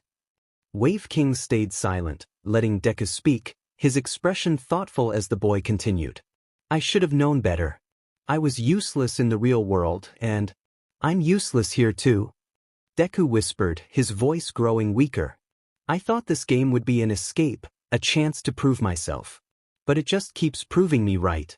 I was useless then, just like I am now. After a brief pause, Present Mike spoke, Midori dash, before getting cut off by Deku. Deku's hands clenched into fists at his sides. I'm quirkless. I've always been quirkless. And no matter how much I trained, no matter how hard I worked, it was never enough. People laughed at me, told me I'd never make it. Even my friends, they turned on me. Wave King listened quietly, his usual exuberance replaced with a more serious demeanor. He knew better than anyone how hard it was to chase a dream, especially when the world seemed determined to tell you no. And then this game, Deku continued, his voice shaking slightly. I thought it would be an escape, a place where I could prove myself. I couldn't save her. My best friend, she was the only person who really understood me, the only one who didn't see me as the useless waste of space everyone else did, and she was quirkless, just like me. Of all places to find here, it had to be in this godforsaken world. We were supposed to get out of here together, but I couldn't protect her. I failed her. And now I'm in a world that doesn't have quirks, and I'm one of the strongest, and yet I still couldn't save her. Wave King's expression softened as Deku spoke, his heart aching for the kid. Midoriya, I'm sorry you went through that. I really am. Losing someone, it's one of the hardest things in the world. Wave King's expression softened, his heart going out to the kid who was carrying so much guilt. He stepped forward, placing a firm hand on Deku's shoulder. Kid, let me tell you a story, Wave King said quietly, his voice losing its usual bombastic tone. Deku glanced up at him, surprised by the sudden seriousness in the hero's voice. There was a time when I was a lot like you, Wave King began. Back in high school I had this friend. His name was Oboro Shirakumo, and he was one of the brightest, most positive guys I'd ever met. We did everything together, trained together, dreamed of being heroes together. Deku listened quietly, his eyes widening slightly. He had heard of Shirakumo before another hero fan had mentioned him in passing, but he didn't know much about the story. We were both working under a pro hero for a work study. Everything was going great. Until one day it all went wrong, Wave King continued, his voice growing quieter. We were on a patrol just like we always were, but that day things got out of hand. We got separated. And Shirakumo didn't make it. Deku's breath caught in his throat. The weight of the story hit him hard, and he could see the pain flickering in Wave King's usually cheerful eyes. I blamed myself, Wave King admitted, his voice rough. I thought, if I'd been faster, or stronger, or just more prepared, I could have saved him. But the truth is, even the greatest heroes can't save everyone. And that includes the people they care about most. Wave King took a deep breath, his hand tightening on Deku's shoulder. But the real heroes, they're the ones who keep going, even when they've lost someone. They get back up and keep trying, no matter how much it hurts. Deku swallowed hard, his throat tight as the weight of Wave King's words sank in. I'm not saying it's easy, Wave King continued. But that's what being a hero is about. It's about pushing through the pain, the doubt, and the loss. It's about remembering why you wanted to be a hero in the first place, and honoring the people you couldn't save by never giving up. Deku's eyes were wide, and his chest ached with a mixture of emotions: grief, guilt, and for the first time in a long while, a glimmer of hope. He hadn't expected this conversation with Wave King to be so profound, so deeply personal. But hearing about someone else's loss, especially from a hero like him, made it all feel a little less isolating. But how do I do that? Deku asked, his voice trembling. How do I move forward when it feels like everything I do is a reminder that I couldn't save her? Wave King smiled softly, his usual energy tempered with empathy. You take it one day at a time. You remember why your friend believed in you, why she saw you as someone worth fighting alongside. And you use that to keep going. You'll never forget her, and you shouldn't. But you can't let that pain be the only thing you carry with you. Deku sniffed, looking up at Wave King with a small, uncertain smile. You really think so? Wave King grinned, his usual enthusiasm returning as he patted Deku's back. Hell yeah, I do. You've got the heart of a hero, Midoriya. I've seen it. Even in this game, you've been looking out for people, whether you realize it or not. Don't let the darkness swallow you, man. There's still light to fight for. For the first time in what felt like forever, Deku felt a flicker of hope stir inside him. The weight on his chest didn't disappear, but it felt just a little lighter with Wave King's words.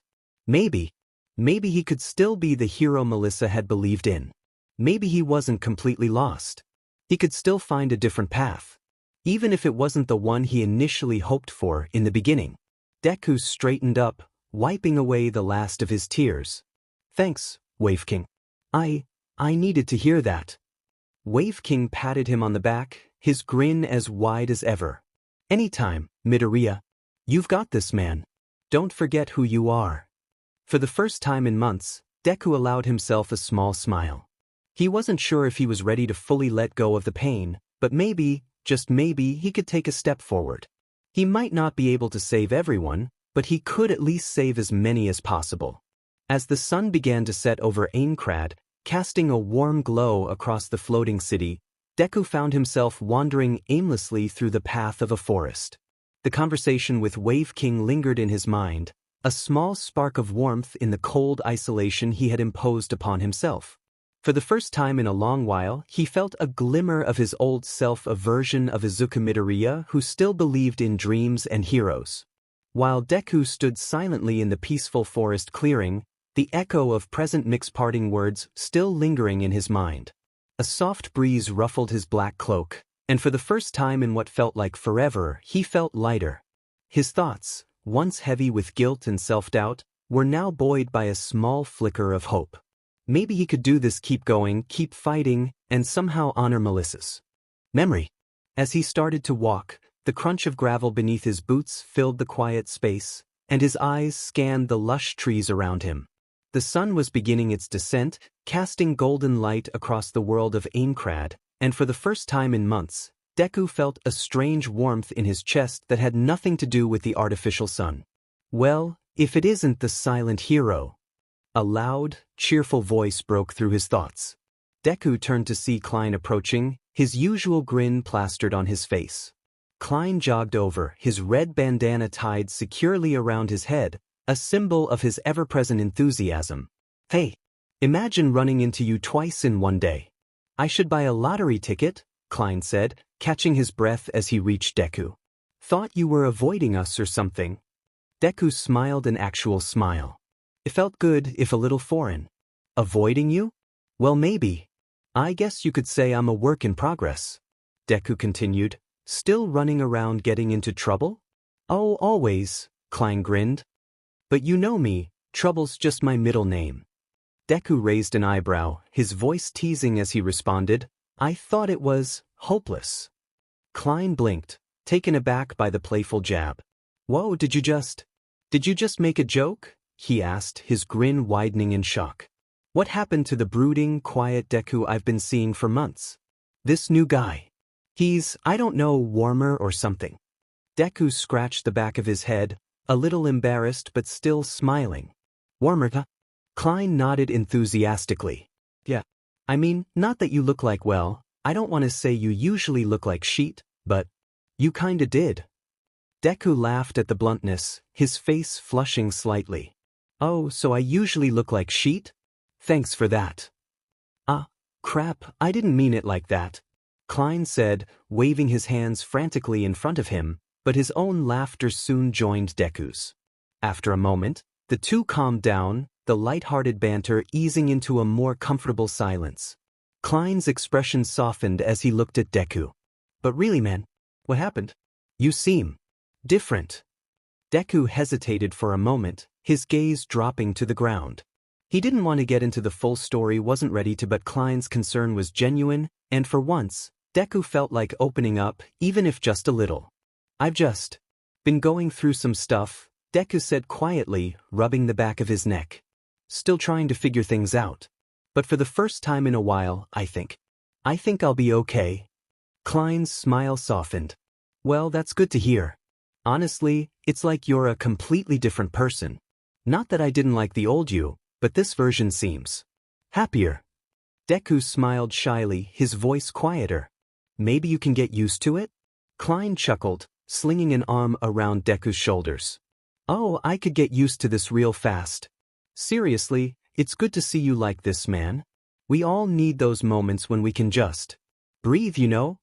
Deku nodded, the warmth in his chest growing. It felt good talking to someone, even if he wasn't fully back to who he had been before. There was a balance he was slowly finding, and he was grateful for friends like Klein who gave him space but still reached out when they could. Hey, Klein said after a beat, his grin returning, I was actually gonna ask my guilds about to head out on this new quest we found. You should totally come with us. We could always use a strong guy like you, and I swear you'd love the rest of the guys.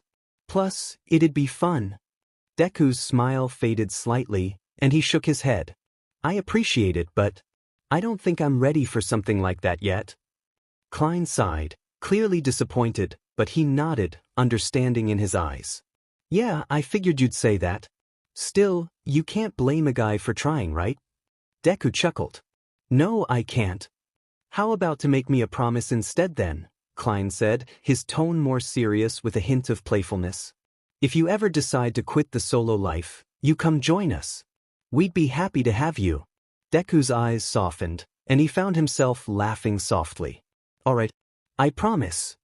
Klein seemed satisfied with that, the lightheartedness returning to his face as he let his arm fall from Deku's shoulders. So, what's next for you then? Got any big plans? Deku glanced out over the rolling hills, the horizon stretching endlessly before them. His expression grew thoughtful, his voice quieter as he spoke. I'm still working toward the same goal. To clear the game. But I think I'll just go wherever it seems like I'm needed. Klein's grin widened. Now that sounds like a plan. You'll always find someone who needs a hero, especially in a place like this. Deku smiled, but his mind drifted momentarily to Melissa. She had believed in him, believed he could be the hero of Aincrad. And now, for the first time in a long while, he believed it too, even if just a little.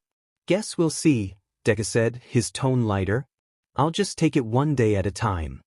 Klein gave him a firm pat on the back, his grin as wide as ever. That's the spirit. Well, I gotta head back to my guild. But don't be a stranger, all right? Yeah, I won't, Deku replied, his smile lingering as he watched Klein start to walk away. Klein paused for a moment, turning back to give Deku one last wave. Take care of yourself, Deku. And don't forget, promise is a promise.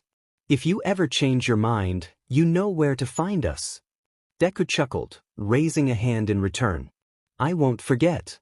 With that, Klein turned and continued on his way, disappearing over the crest of a hill. Deku stood there for a moment, watching the sunset as it bathed the landscape in a warm, golden light. For the first time in months, the weight on his shoulders didn't feel so heavy. He wasn't completely healed, far from it, but the warmth of the setting sun reminded him that he wasn't alone in this fight. Wherever I'm needed, huh? Deku muttered to himself, a small smile tugging at his lips. He glanced back at the path Klein had taken, then turned his gaze forward, toward the horizon.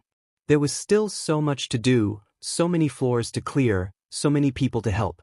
But for now, he would take that first step. And possibly he'd find a way to become the hero Melissa had believed in. Chapter 8.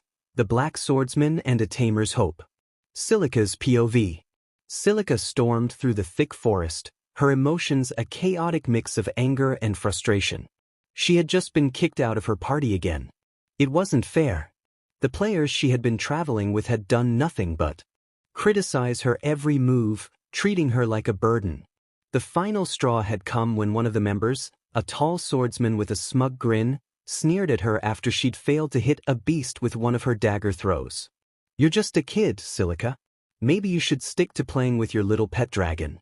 You're more of a mascot than an actual fighter anyway, the swordsman had mocked, his voice dripping with disdain. The laughter of the group echoed in her mind.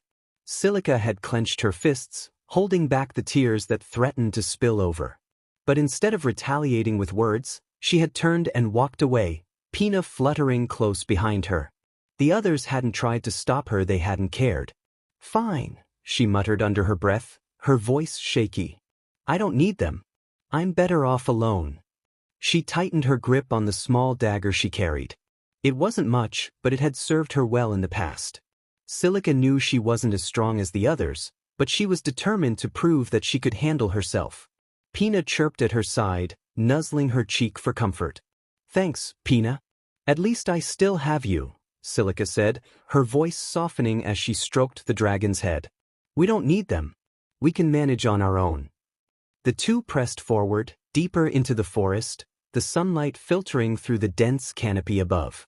The atmosphere was quiet, too quiet. Silica's gut twisted with unease, but she pushed the feeling aside. She had made up her mind she wasn't going to rely on anyone else. But just as they rounded a bend in the path, a sudden rustling in the bushes sent Silica's heart racing.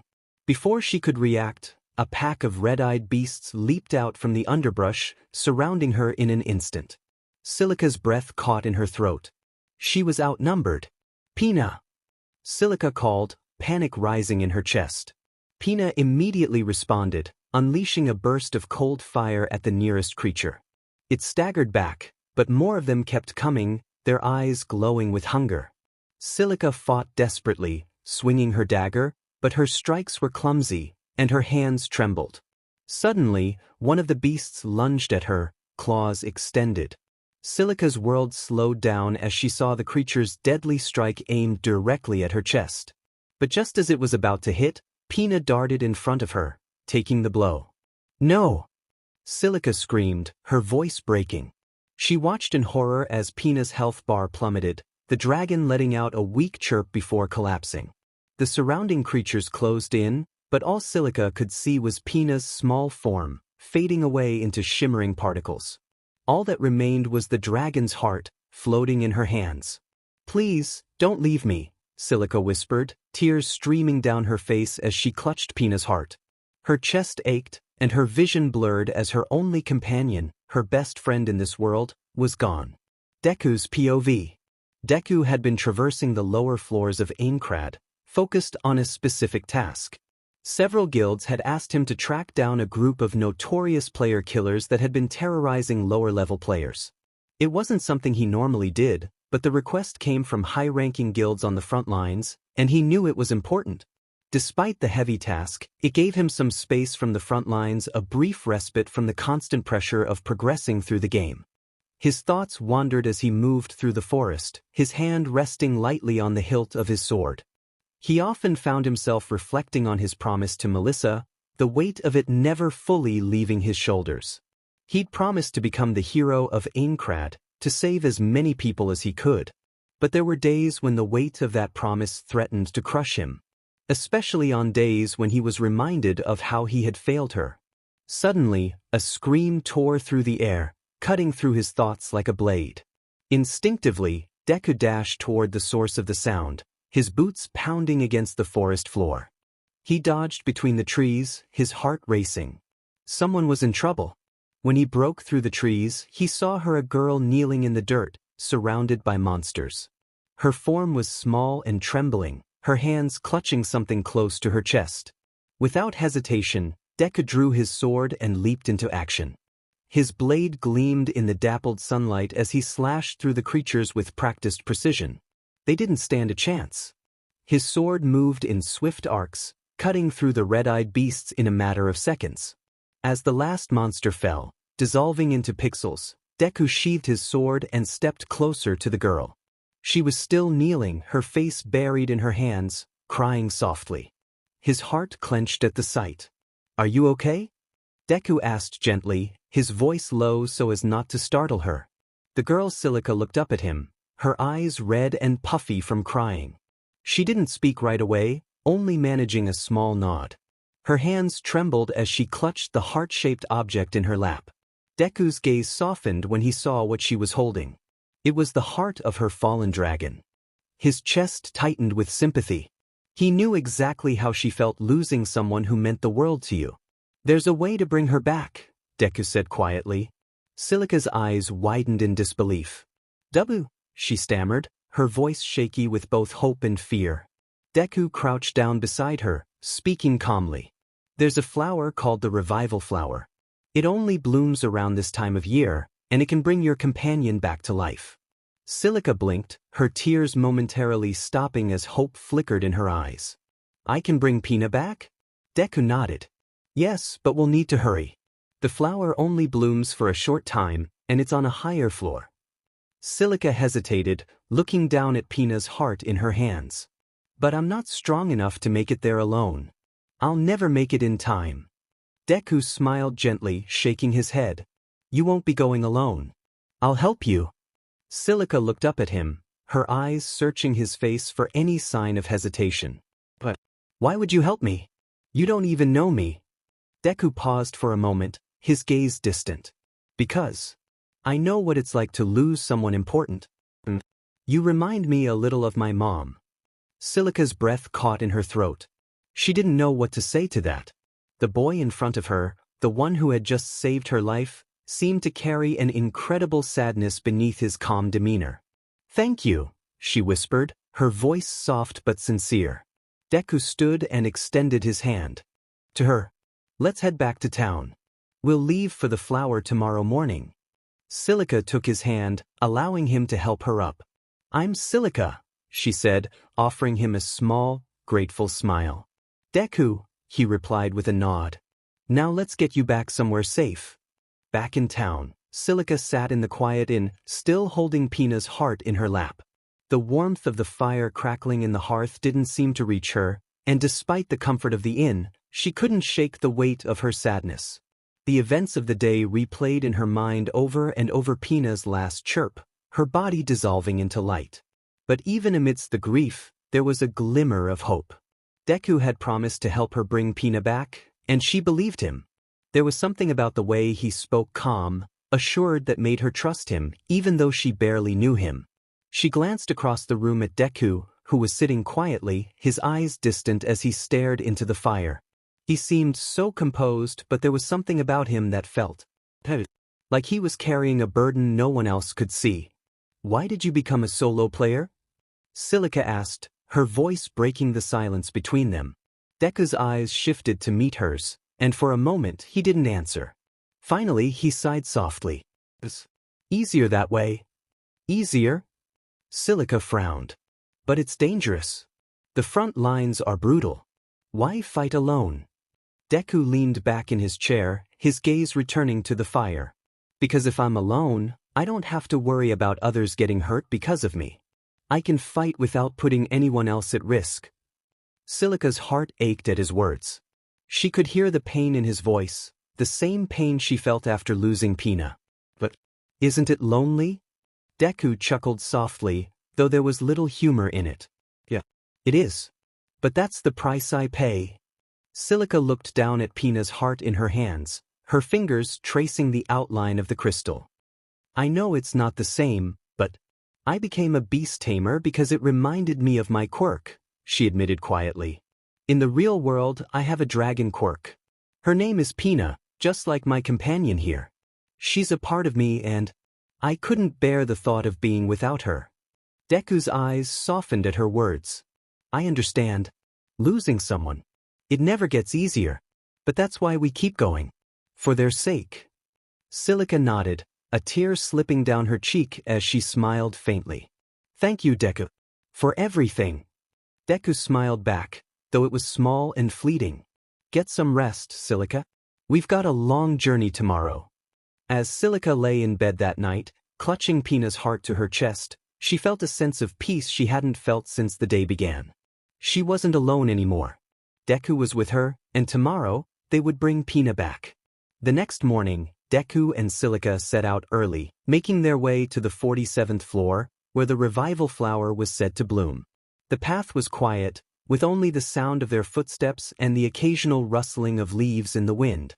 The fields were breathtaking, filled with vibrant flowers that stretched as far as the eye could see. As they walked, Silica couldn't help but glance at Deku from time to time. He moved with such confidence, his presence reassuring her that they would succeed. "I've been meaning to ask," Silica said after a while, breaking the silence. "How did you know about the revival flower?" Deku smiled faintly. "I've spent a lot of time exploring Aincrad. You learn things when you wander alone for long enough." Silica nodded, her curiosity piqued. "Do you fight on the front lines?" Deku's expression darkened slightly. "Yeah. I fight on the front lines. Someone has to clear the way so the others can survive." "That's brave," Silica said softly. "To do it all alone." Deku chuckled, though it was tinged with sadness. "It's not bravery. It's necessity. I'm just doing what I promised." Silica frowned slightly but didn't push further. Instead, they continued their journey in silence, each lost in their own thoughts. As they reached the heart of the field, a beautiful array of flowers swayed gently in the breeze. Silica gasped softly at the sight. It was like something out of a dream. Vibrant hues of blue, pink, and purple stretched as far as the eye could see. For a moment, the heavy weight of their mission lifted, and Silica found herself smiling despite everything. "This is it," Deku said softly, stepping forward. "The revival flower blooms in this area, but we'll need to be careful. There are strong beasts guarding the area." Silica nodded, tightening her grip on her dagger. "I'll do my best to help." Deku gave her a reassuring smile. "Stay close to me, and if things get too dangerous, use the teleport crystal I gave you." The two ventured deeper into the field, their eyes scanning for any signs of the flower. Silica's heart raced with a mixture of excitement and fear. If they could just find the flower, Pina would come back. She would see her friend again. Suddenly, a rustling sound broke the calm of the field. Deku's eyes narrowed as he drew his sword. "Get ready." Without warning, a pack of large wolf-like creatures emerged from the flowers, their red eyes glowing with malice. Silica felt her heart lurch in her chest, but before she could react, Deku was already in motion. His sword flashed in the sunlight, cutting through the beasts with precision and grace. Each swing was calculated, each step measured. Silica watched in awe as he moved, his confidence in battle a stark contrast to the awkwardness he had shown earlier. "Stay behind me," Deku called over his shoulder, cutting down another beast. Silica nodded, her hands trembling as she clutched her dagger. She wanted to help, but the sight of the monsters paralyzed her. Her thoughts spiraled, doubt creeping in. What if she wasn't strong enough to be a part of this quest? What if she was just a burden? Just as one of the beasts lunged toward her, claws bared, Deku intervened, blocking the attack with his sword. "I've got you," he said, his voice steady. "You're not alone." His words brought a sense of calm to Silica's racing heart. She wasn't alone. She wasn't the scared girl who had been ridiculed by her former party members. She could do this. With renewed determination, Silica gripped her dagger tighter and stood her ground, preparing to fight alongside Deku. The two of them worked together, and while Deku took down most of the creatures, Silica managed to land a few hits of her own. After a few minutes, the last of the beasts dissolved into pixels, leaving the field. Quiet once more. Silica panted, exhausted but proud. "We did it." Deku turned to her, his expression soft. "You did great." Silica blushed at the praise, feeling a warmth spread through her chest. "Thank you. I wouldn't have made it this far without you."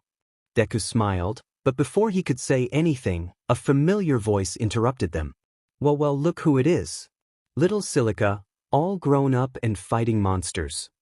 Silica froze. Her blood ran cold as she recognized the voice. It was the same group from earlier, the ones who had abandoned her in the forest. She turned to see the group of players approaching, their leader a tall man with a sneer stepping forward. "What are you doing here?" Silica asked, her voice shaking. The leader smirked, his hand resting on the hilt of his sword. "Oh, just following up on a little rumor. I heard you were searching for the revival flower. Figured I'd let you do all the hard work and then take it for myself." Silica's heart pounded in her chest. She stepped back, clutching Pina's heart tightly. "You can't. I won't let you." The man laughed, a dark, sinister sound that made Silica's stomach churn. "You don't really have a choice, Silica. Hand it over, or things are going to get ugly." Deku stepped in front of Silica, his posture calm but his eyes sharp.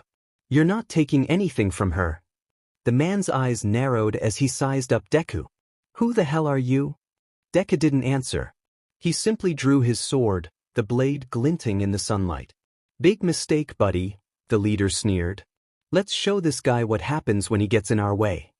His group of players unsheathed their weapons, surrounding Deku and Silica. Silica's heart raced, but before she could panic, Deku spoke, his voice calm and steady. "Stay back, Silica. I'll handle this." Silica's eyes widened. "But there are too many of them." Deku chuckled softly, glancing back at her with a reassuring smile. "Don't worry. I've dealt with worse." With that, the group attacked, their swords flashing as they charged toward Deku. Silica's breath caught in her throat as she watched the scene unfold, her hands trembling with fear. Part 2. The Flower Fields. But Deku didn't move. He simply stood his ground, letting the first sword strike him. Silica gasped as the blade sliced through Deku's side, her heart racing as she watched in horror. What happened next, though, left everyone in shock. Deku's health bar, which had dropped significantly upon impact, surged back up almost instantly. "What?" the leader of the group stammered, her eyes wide in disbelief. Her player icon remained green, marking her as someone who hadn't officially crossed the line into a red player, while her lackeys were clearly marked as red, branding them as player killers. They were the ones who had attacked Silica earlier, and now they stood before Deku, blades drawn, looking utterly baffled by what they had just witnessed. "I see. You still don't get it," Deku said calmly, his voice carrying a weight that sent chills down Silica's spine. He turned his head slightly to meet the leader's gaze. "This is what happens when you mess with someone stronger than you." The leader, a tall woman with striking black hair and a cruel smirk named Nissa, narrowed her eyes. "You think you can scare us with your tricks? You're just one guy. Take him down." Her red-named lackeys hesitated but lunged forward anyway, their blades gleaming in the sunlight. But Deku was faster. His sword was out in an instant, moving in a blur of speed that left Silica struggling to keep up. Sword skill steel smash. Deku's voice echoed through the field, and in the blink of an eye he had closed the distance between himself and Nissa's lackeys. His sword struck with the force of a hammer, the blade gleaming brightly as it connected with their weapons, shattering their defense. Each blow sent them sprawling, their health bars plummeting with every hit. Silica watched in awe as Deku moved with a fluid grace she had only seen from the best of the frontliners. It was like watching a true hero at work, someone who fought not out of anger or revenge, but to protect. One by one, the lackeys fell, their weapons clattering to the ground as they lay defeated. Deku didn't kill them, he simply disarmed them, leaving them gasping on the ground as their health bars hovered dangerously low. Nissa's smirk faltered, fear flashing across her face as she realized she was the only one left standing. Why? You think you've won? You're just like the rest of them. A self-righteous fool. Deku didn't respond immediately. Instead, he sheathed his sword and began walking toward her, his footsteps calm and deliberate. Nissa raised her sword in desperation, but before she could strike, Deku was on her. Turbo slash. Nissa's breath hitched as she stared into his cold, unyielding gaze. Her mind raced, trying to piece together who he could possibly be. She had heard rumors, whispers of a player, who moved like the wind dressed in all black, faster than anyone could track. But this was beyond anything she had imagined. You're him, aren't you? Her voice wavered, the realization dawning on her face. The Black Swordsman? Deku couldn't help the small, almost amused chuckle that escaped him. Is that what they're calling me now? He muttered under his breath, shaking his head slightly.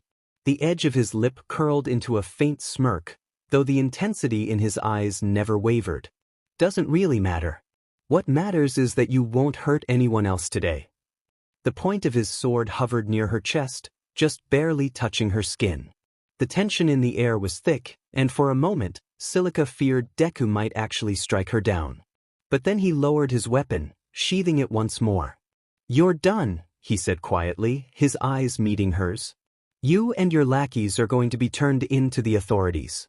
Nissa's face paled as the realization hit her. You can't do this to me. I'm not a red player. You have no right. You're leading them, Deku interrupted, his voice sharp. You may not have done the killing yourself, but you're responsible for what happened here. And trust me, Aincrad's justice system doesn't take kindly to those who manipulate others into doing their dirty work.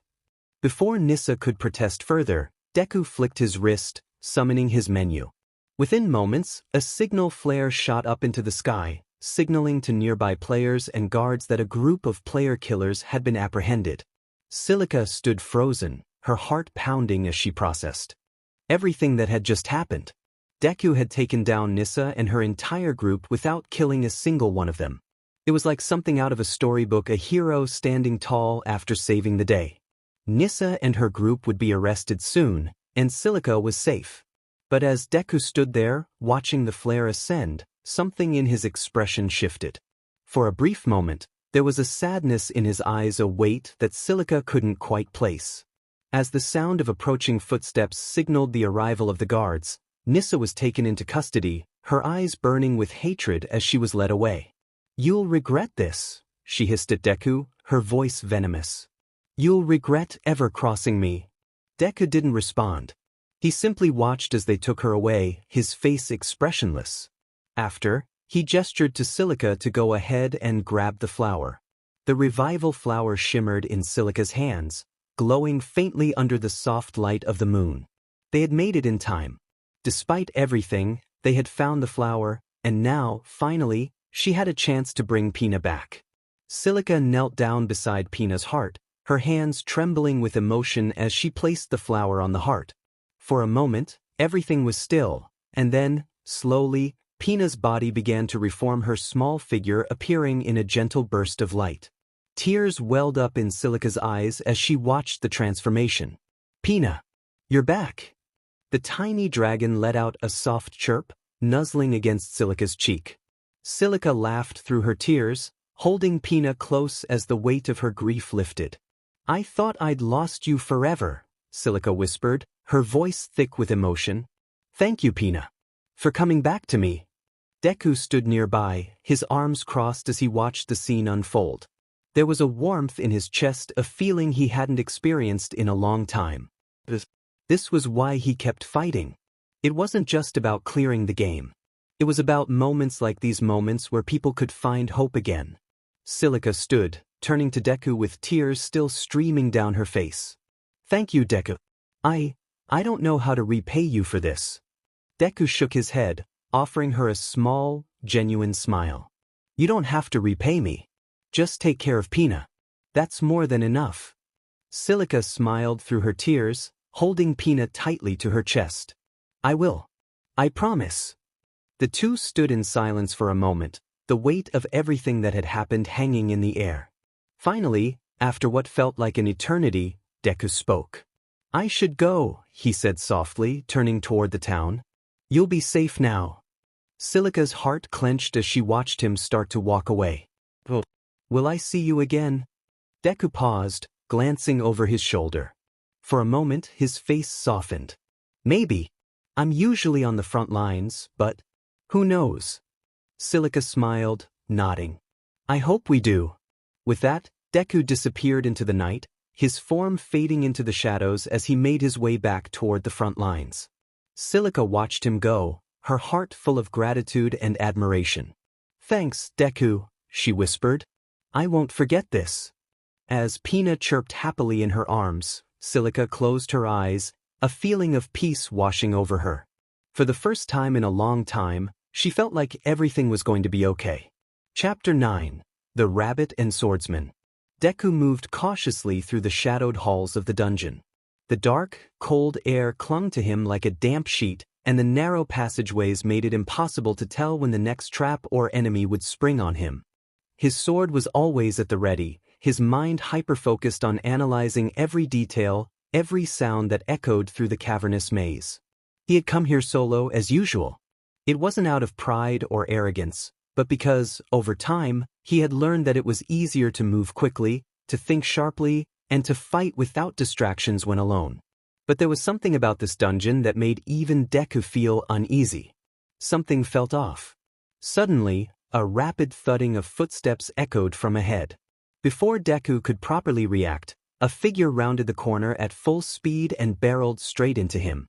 They both crashed to the ground with a loud thud, and Deku felt a sharp pain in his head as it smacked against the cold stone floor. "Hey, watch where you're going," a sharp, feminine voice growled from beside him. Deku groaned, rubbing the back of his head. "You're the one who ran into me." They scrambled to their feet, both of them wincing slightly from the impact. As they began to dust themselves off, the ground beneath them rumbled. A loud click sounded from somewhere above, followed by the low grind of stone. Deku's eyes widened. The walls were shifting, traps were activating. "Great, just great," the woman muttered, her voice filled with annoyance. "You triggered a trap." Deku blinked, feeling his frustration rise. "I triggered it? You're the one who was running blind through the dungeon." They both froze, eyes narrowing at one another. Deku was just about to snap back when he finally got a good look at who he had bumped into. His breath caught in his throat. Standing before him was none other than Rumi Usajiyama Mirko, the rabbit hero. She stood tall, muscular, and fierce, her white hair tied back, and her sharp red eyes practically glowing with frustration. Deku's inner fanboy threatened to burst out as he recognized her instantly. "And Mirko?" he muttered, his muttering growing rapidly more excited as he pieced it together. "Oh my gosh, it's you. Mirko, the rabbit hero. You had just broke the top 150 heroes, known for incredible combat skills and your unrelenting drive to win every fight. I can't believe I'm meeting you."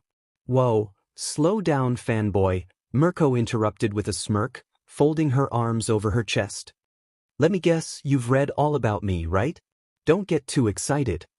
Deku felt his face flush, and he quickly tried to regain his composure, rubbing the back of his neck nervously. Sorry. I just didn't expect to run into you here. It's just wow." Mirko raised an eyebrow. You sure you're not too starstruck to fight your way out of this dungeon? She teased, eyeing him up and down. You look pretty capable for a fanboy though. Deku, still blushing, quickly introduced himself. I'm Deku, by the way. Mirko's eyes lit up in recognition. Wait a second, she said, a grin spreading across her face. You're the Deku?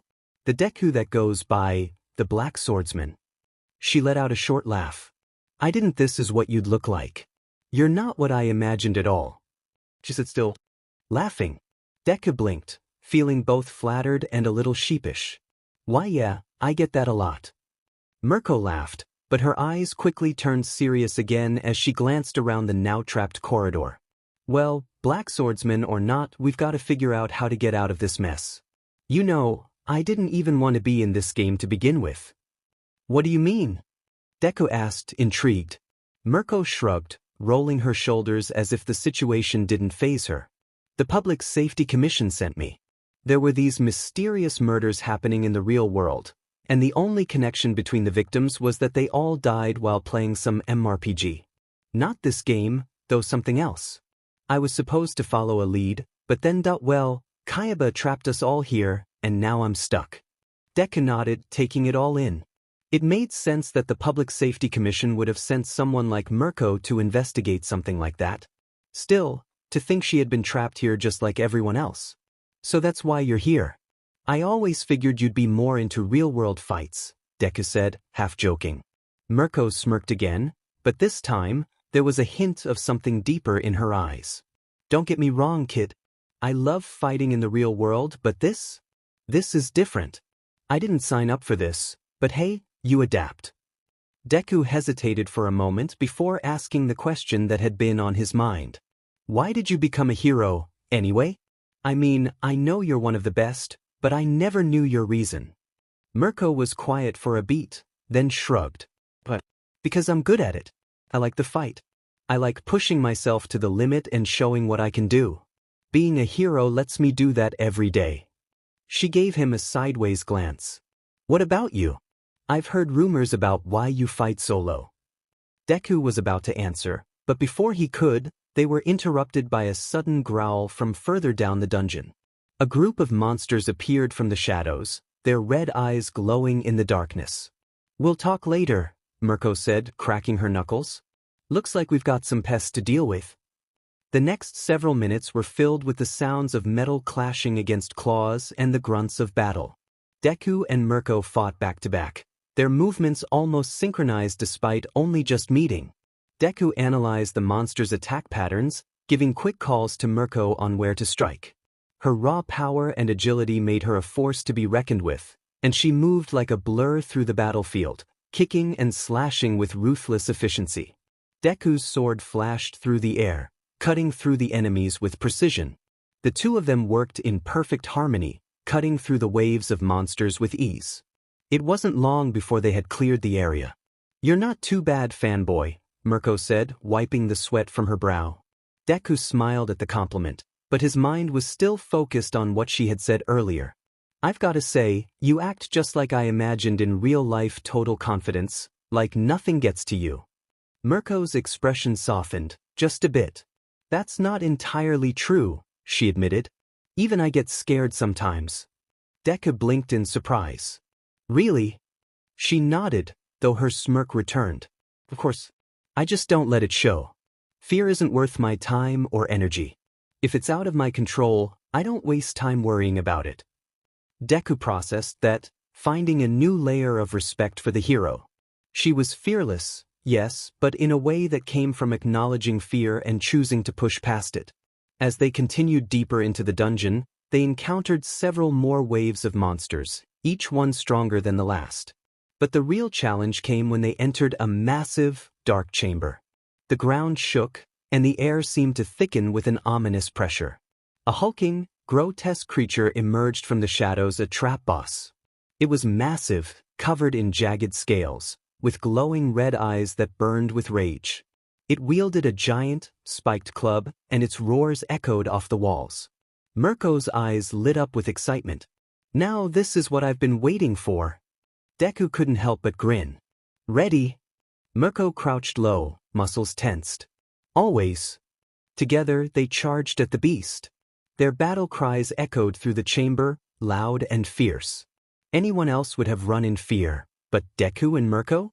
They thrived on the thrill of battle. The trap boss swung its club, sending shockwaves through the ground, but Deku and Mirko dodged and weaved through its attacks with ease. Deku's analytical mind worked in overdrive, studying the monster's movements and finding its weak points, while Mirko went on the offensive, her powerful legs delivering bone-shattering kicks to the beast's body. The fight was brutal and intense, each attack landing with a force that shook the room. Mirko's raw power was astonishing, and Deku found himself in awe of her strength.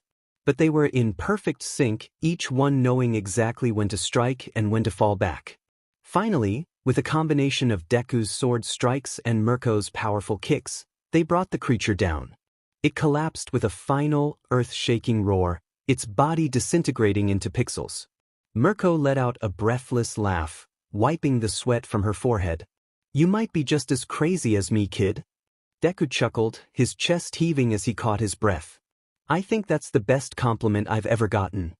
After the battle, they managed to find the exit, the dungeon now behind them. As they stepped out into the open air, Mirko stretched her arms and grinned. "Well, that was fun," she said. "You're not too bad for a fanboy." Deku smiled. "Thanks. It was an honor fighting with you, Mirko." She gave him a playful punch on the shoulder. "Rumi when we're in here. And hey, if we ever run into each other again, maybe we'll have a rematch. See who's really the crazier one." Deku laughed, nodding. "I'd like that."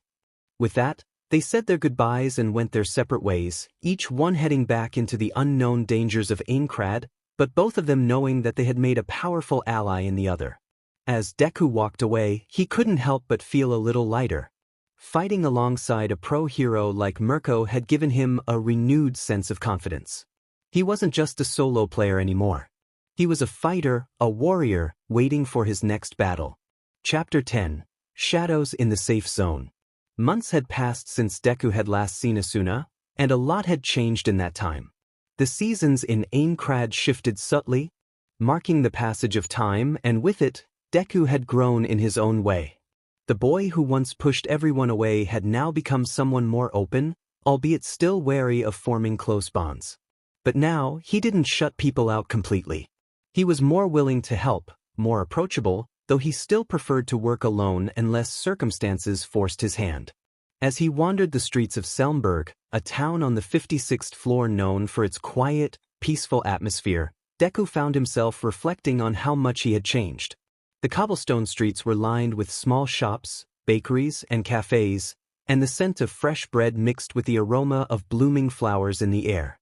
The atmosphere was serene, and for once, he didn't feel like an outsider in the crowd. He wasn't searching for trouble, but he also wasn't running from it. His thoughts were interrupted by the sound of a familiar voice. "Asuna?" He turned toward the sound, his eyes widening as they landed on the familiar figure of the chestnut-haired girl.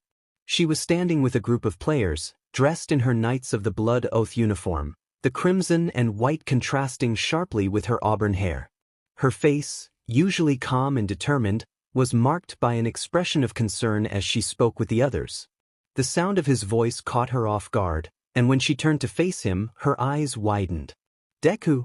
For a moment, neither of them moved. The last time they had seen each other, there had been tension and awkward, unresolved silence that lingered between them even now. Asuna took in his appearance. He looked the same as before, and yet, there was something different. His eyes weren't as cold, his posture not as tense. He wasn't the brooding solo player she remembered. There was warmth there now, something she had only seen in glimpses of before. "I didn't expect to see you here," Deku said, taking a step forward. His voice held a softness that surprised even him. "I could say the same," Asuna replied, still processing the change she saw in him. She blinked as if to make sure he was real. "So, what'd he dash?" as she was cut off when a sudden scream cut through the peaceful atmosphere of the town. Both turned instinctively toward the source of the commotion, their senses heightened. A crowd had gathered in the plaza, people murmuring anxiously as they looked up toward a nearby rooftop. From the roof, a player fell, his body limp and unresponsive. Gasps echoed through the crowd as he plummeted, only to shatter into thousands of digital polygons before hitting the ground, dissolving into nothing. Despite being in a designated safe zone, the player was dead. How is that possible? Deku muttered, narrowing his eyes. We're in a safe zone. Asuna's expression grew grim, her earlier concern morphing into something much more serious. This is the second one today, she said quietly. Someone's committing murders, in a safe zone. Deku turned to her, already understanding what she meant. Let me help. Asuna nodded, relief crossing her features. I could use the help. Asuna and Deku moved away from the crowd, finding a quiet corner to start piecing together what little they knew. Despite their best efforts, interviewing witnesses and scanning the area for clues, they found nothing definitive. No one had seen any direct attack, and no weapons had been used. There was no sign of how the player had been killed. Frustration began to build as the investigation hit dead end after dead end. Asuna was used to relying on her instincts, but this mystery was different. There were too many unknowns, and with each moment that passed, the danger only grew. Deku remained calm, methodical. Asuna noticed that this was something else that had changed about him.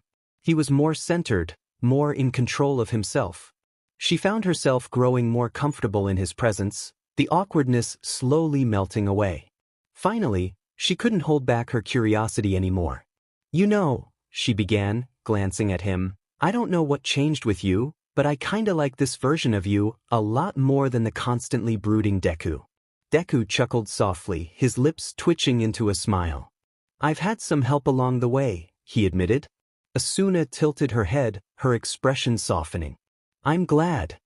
A brief silence settled between them, but this time it was comfortable. Deku glanced at the sun as it began to set in the distance. We've been running in circles, he said after a moment. Maybe we should take a break. Asuna frowned. A break? Now. Deku nodded, a playful glint in his eyes. But this is Aincrad's most optimal season of the year, he said, chuckling. I have a few friends who've helped remind me that sometimes you just need to take it all in. The beauty in the world. All of it. Even if it's only for a little while. He paused briefly, then added, I don't know. I guess it helps center me a little. Asuna hesitated, but the look in Deku's eyes convinced her to follow him. They made their way to a small grassy hill just outside the town, the wind carrying the scent of flowers as they walked. Deku lay down first, folding his arms behind his head as he gazed up at the sky. This isn't going to help us solve anything, Asuna muttered, crossing her arms as she sat beside him. It might, he said simply. With a sigh, Asuna reluctantly lay back beside him, still feeling a bit unsure. Before she knew it, the warmth of the sun and the gentle breeze lulled her into a peaceful sleep. When Asuna stirred, her eyes slowly fluttering open, she was met with the sight of Deku sitting a respectful distance away, keeping watch over her as she slept. For a moment, she was flustered, realizing this wasn't the first time he had quietly looked out for her. She thought back to the first-floor boss battle, the way he had silently ensured she was safe without ever drawing attention to himself. Maybe Deku had always been kind. He just kept it hidden beneath his cold exterior. Thanks for, watching over me, she said, feeling her cheeks warm slightly. Deku shrugged, his tone light. No problem. It looked like you needed it. Asuna sat up, smoothing her hair as she recalled their earlier conversation. Things are getting more dangerous. I've heard about more player killers abusing the dueling system, even in safe zones. It's hard to know who to trust these days. Deku's expression darkened slightly, but he kept his voice steady. I've been thinking about that too. Before Asuna could respond, Deku's voice took on a slightly teasing tone. And while you were asleep, I thought of a lead. Her eyebrows shot up. A lead. He nodded. We've been looking for clues in the wrong places. There've been no witnesses, so we assumed the deaths were from duels being exploited. But what if it's something else? A loophole or an exploit allowing someone to inflict lethal status effects without engaging in combat. Maybe they're damaging players close to death and poisoning them, even in a safe zone. Asuna blinked, processing his words. That actually makes sense. Deku smiled. Glad you think so. Let's head to the administration office. If we're right, we might be able to find something in the system logs. As they made their way to the office, Asuna praised Deku for his sharp thinking. You're pretty good at this, she said, half teasing. You should consider being a detective when we get out of here. Deku chuckled, rubbing the back of his neck. I don't know about being a detective, but I've always admired heroes. Ever since I was little, I started writing analysis journals looking at their quirks, fighting styles, strengths, weaknesses, and recently before SAO I may have even started sketching out their costumes and support gear, maybe adding some possible ways to improve or disable their gear. It was a hobby really, but I guess it stuck with me. That strategic mindset, it's something I've had for a while. Asuna nodded slightly, laughing again from his slight mutter spree, but still impressed. Yeah, that makes sense. I've seen you take control of the battlefield twice now. Both times, you saved countless lives. I always wondered how you could counter almost every strike. Deku smiled, though a bit sheepishly. It's just observation, really. They arrived at the administration office, and after reviewing the system logs, they uncovered a critical lead. A player named Grimlock had interacted with the victims shortly before their deaths. The system showed that Grimlock had traded modified rings of agility with them, exploiting a loophole that allowed lethal status effects to persist in safe zones. With the evidence in hand, Deku and Asuna knew they had their suspect. Grimlock had found a way to bypass the safe zone's protections, using the rings to deliver slow but inevitable death to his victims. As they tracked him down to a secluded spot on the outskirts of town, Deku's mind raced with strategies. The thought of someone exploiting such a loophole, taking lives under the guise of safety, filled him with disgust. He could feel the tension between himself and Asuna, their shared focus creating an unspoken bond. Neither of them could allow something like this to go unchecked.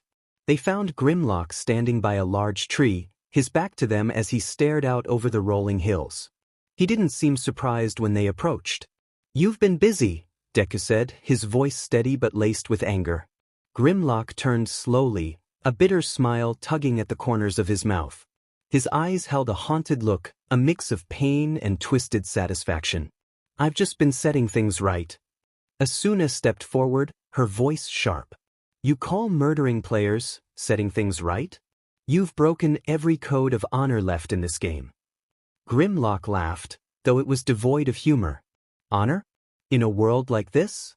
Tell me, do you really think there's such a thing as justice in this twisted reality?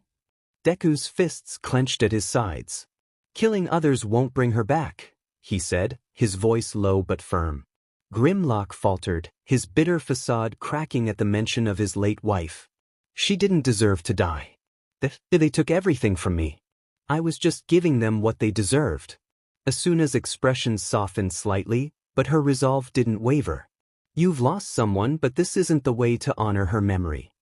For a moment, it looked like Grimlock might lash out, his hands twitching at his sides, but then the weight of his actions seemed to settle on his shoulders. He looked down, his voice barely a whisper. I just wanted them to pay. Without another word, Deku signaled to a group of players who had been quietly waiting nearby, ready to step in if things escalated. They moved forward, taking Grimlock into custody, and with that, the player killer was turned over to the authorities. Later that evening, Deku and Asuna found themselves sitting in a small tavern, the warm light of the candles flickering between them. The events of the day still lingered in the air, but there was a sense of relief too. They had stopped Grimlock, and no one else would fall victim to his twisted sense of justice. Asuna sighed, leaning back in her seat. I'm glad we figured it out, but it's sad, you know? There's just so much pain in this world. People get lost in it. Deku nodded, taking a sip of his tea. Yeah. It's easy to lose yourself in here. But it doesn't have to be that way. Asuna looked at him thoughtfully. You've really changed, Deku. The last time we worked together, you were so closed off. Now, it's like, I'm not exactly sure how to explain this, but more welcoming maybe? Deku smiled faintly, though there was still a hint of sadness in his eyes. Yay. Well, I guess you could say I'm trying. It's not always easy, but I've had some good people reminding me to keep moving forward. Asuna returned his smile. Well, you've definitely made an impression. You were incredible today, figuring everything out like that. He waved her praise away modestly. It was a team effort. They sat in comfortable silence for a while, the sounds of the bustling tavern filling the space around them. After a moment, Asuna seemed to gather her thoughts and spoke again, her tone lighter. You know, Deku, she said, stirring her drink absent-mindedly, would you consider adding me as a friend? In the system, I mean. Deku blinked, his surprise evident. Ah, so, we weren't friends before? Asuna gave him a look, her eyes narrowing slightly with playful exasperation. Nobody could really talk to you before, she pointed out, her tone teasing. But that's not what I meant. She waved a hand dismissively. I meant in the system. The weight of the request seemed lighter than it would have been months ago. Back then he would have hesitated, unsure of letting someone get too close. But now, things were different. He looked at Asuna, who was smiling softly at him, and he felt a strange warmth spread through his chest. Okay, he said quietly, opening his menu. A moment later, they exchanged friend requests, the soft chimes signaling the new connection between them. They both smiled at each other, the tension from earlier completely gone now. As the evening drew to a close, the two of them stepped out into the cool night air. The streets of Selmberg were quiet now, the peacefulness of the safe zone settling back in after the chaos of the day. I'll walk you to your inn, Deku offered, his voice soft. Asuna smiled at the gesture. Thanks. They walked side by side in comfortable silence, the glow of the street lamps casting long shadows on the cobblestone path. For the first time in a while, Asuna felt at ease. The day had been difficult, but she realized something important had come out of it too. When they reached the entrance to her inn, they stopped, and Asuna turned to face him. Well, she said softly, good night, Deku. Good night, Suna, he replied. For a moment she hesitated, then turned around and opened the door walking through. But before the door was completely shut, Deku heard through the crack. Thanks again for today, she whispered. He smiled, leaning slightly to the door, cupping a hand up to his mouth, and whispering back, always. Shocking himself with his response, his smile lingering though. He stood there for a moment, reflecting on the events of the day. He hadn't expected to enjoy working with Asuna this much, but there was no denying the connection they had formed. As he turned and began the walk back to find a cheaper inn, he felt something unfamiliar stir within him, a quiet joy, a sense of contentment he hadn't felt in a long time. It wasn't the rush of battle or the thrill of victory. It was something deeper, something quieter, but just as powerful. He wasn't sure what it was, but for the first time in a while, Deku didn't feel so alone. Back in his room, Deku opened his menu and saw the friend request notification from Asuna still glowing softly on the screen. He smiled, tapping the screen and seeing her name added to his friends list. A message notification popped up, and when he opened it, he saw a simple message from Asuna. Thanks again for today. I'm glad we're friends now. Hope to fight with you on the front lines soon. He chuckled, quickly typing out a reply. Sure, anytime, if you can keep up, that is, he originally typed out. Then starting to overthink, he deleted the message. After a few minutes of typing out and deleting messages, he finally settled on, yup, anytime. While still slightly freaking out that he had messaged a girl who wasn't his mom. He closed the menu as he finally settled into bed. His thoughts drifting. For so long he had isolated himself, convinced that he couldn't let anyone in. But now, things were different. He wasn't just surviving anymore. He was living. Maybe the idea of being a hero wasn't so crazy. Maybe. As his lantern's light slowly flickered, barely keeping a light in the corner of his room, as he drifted to sleep.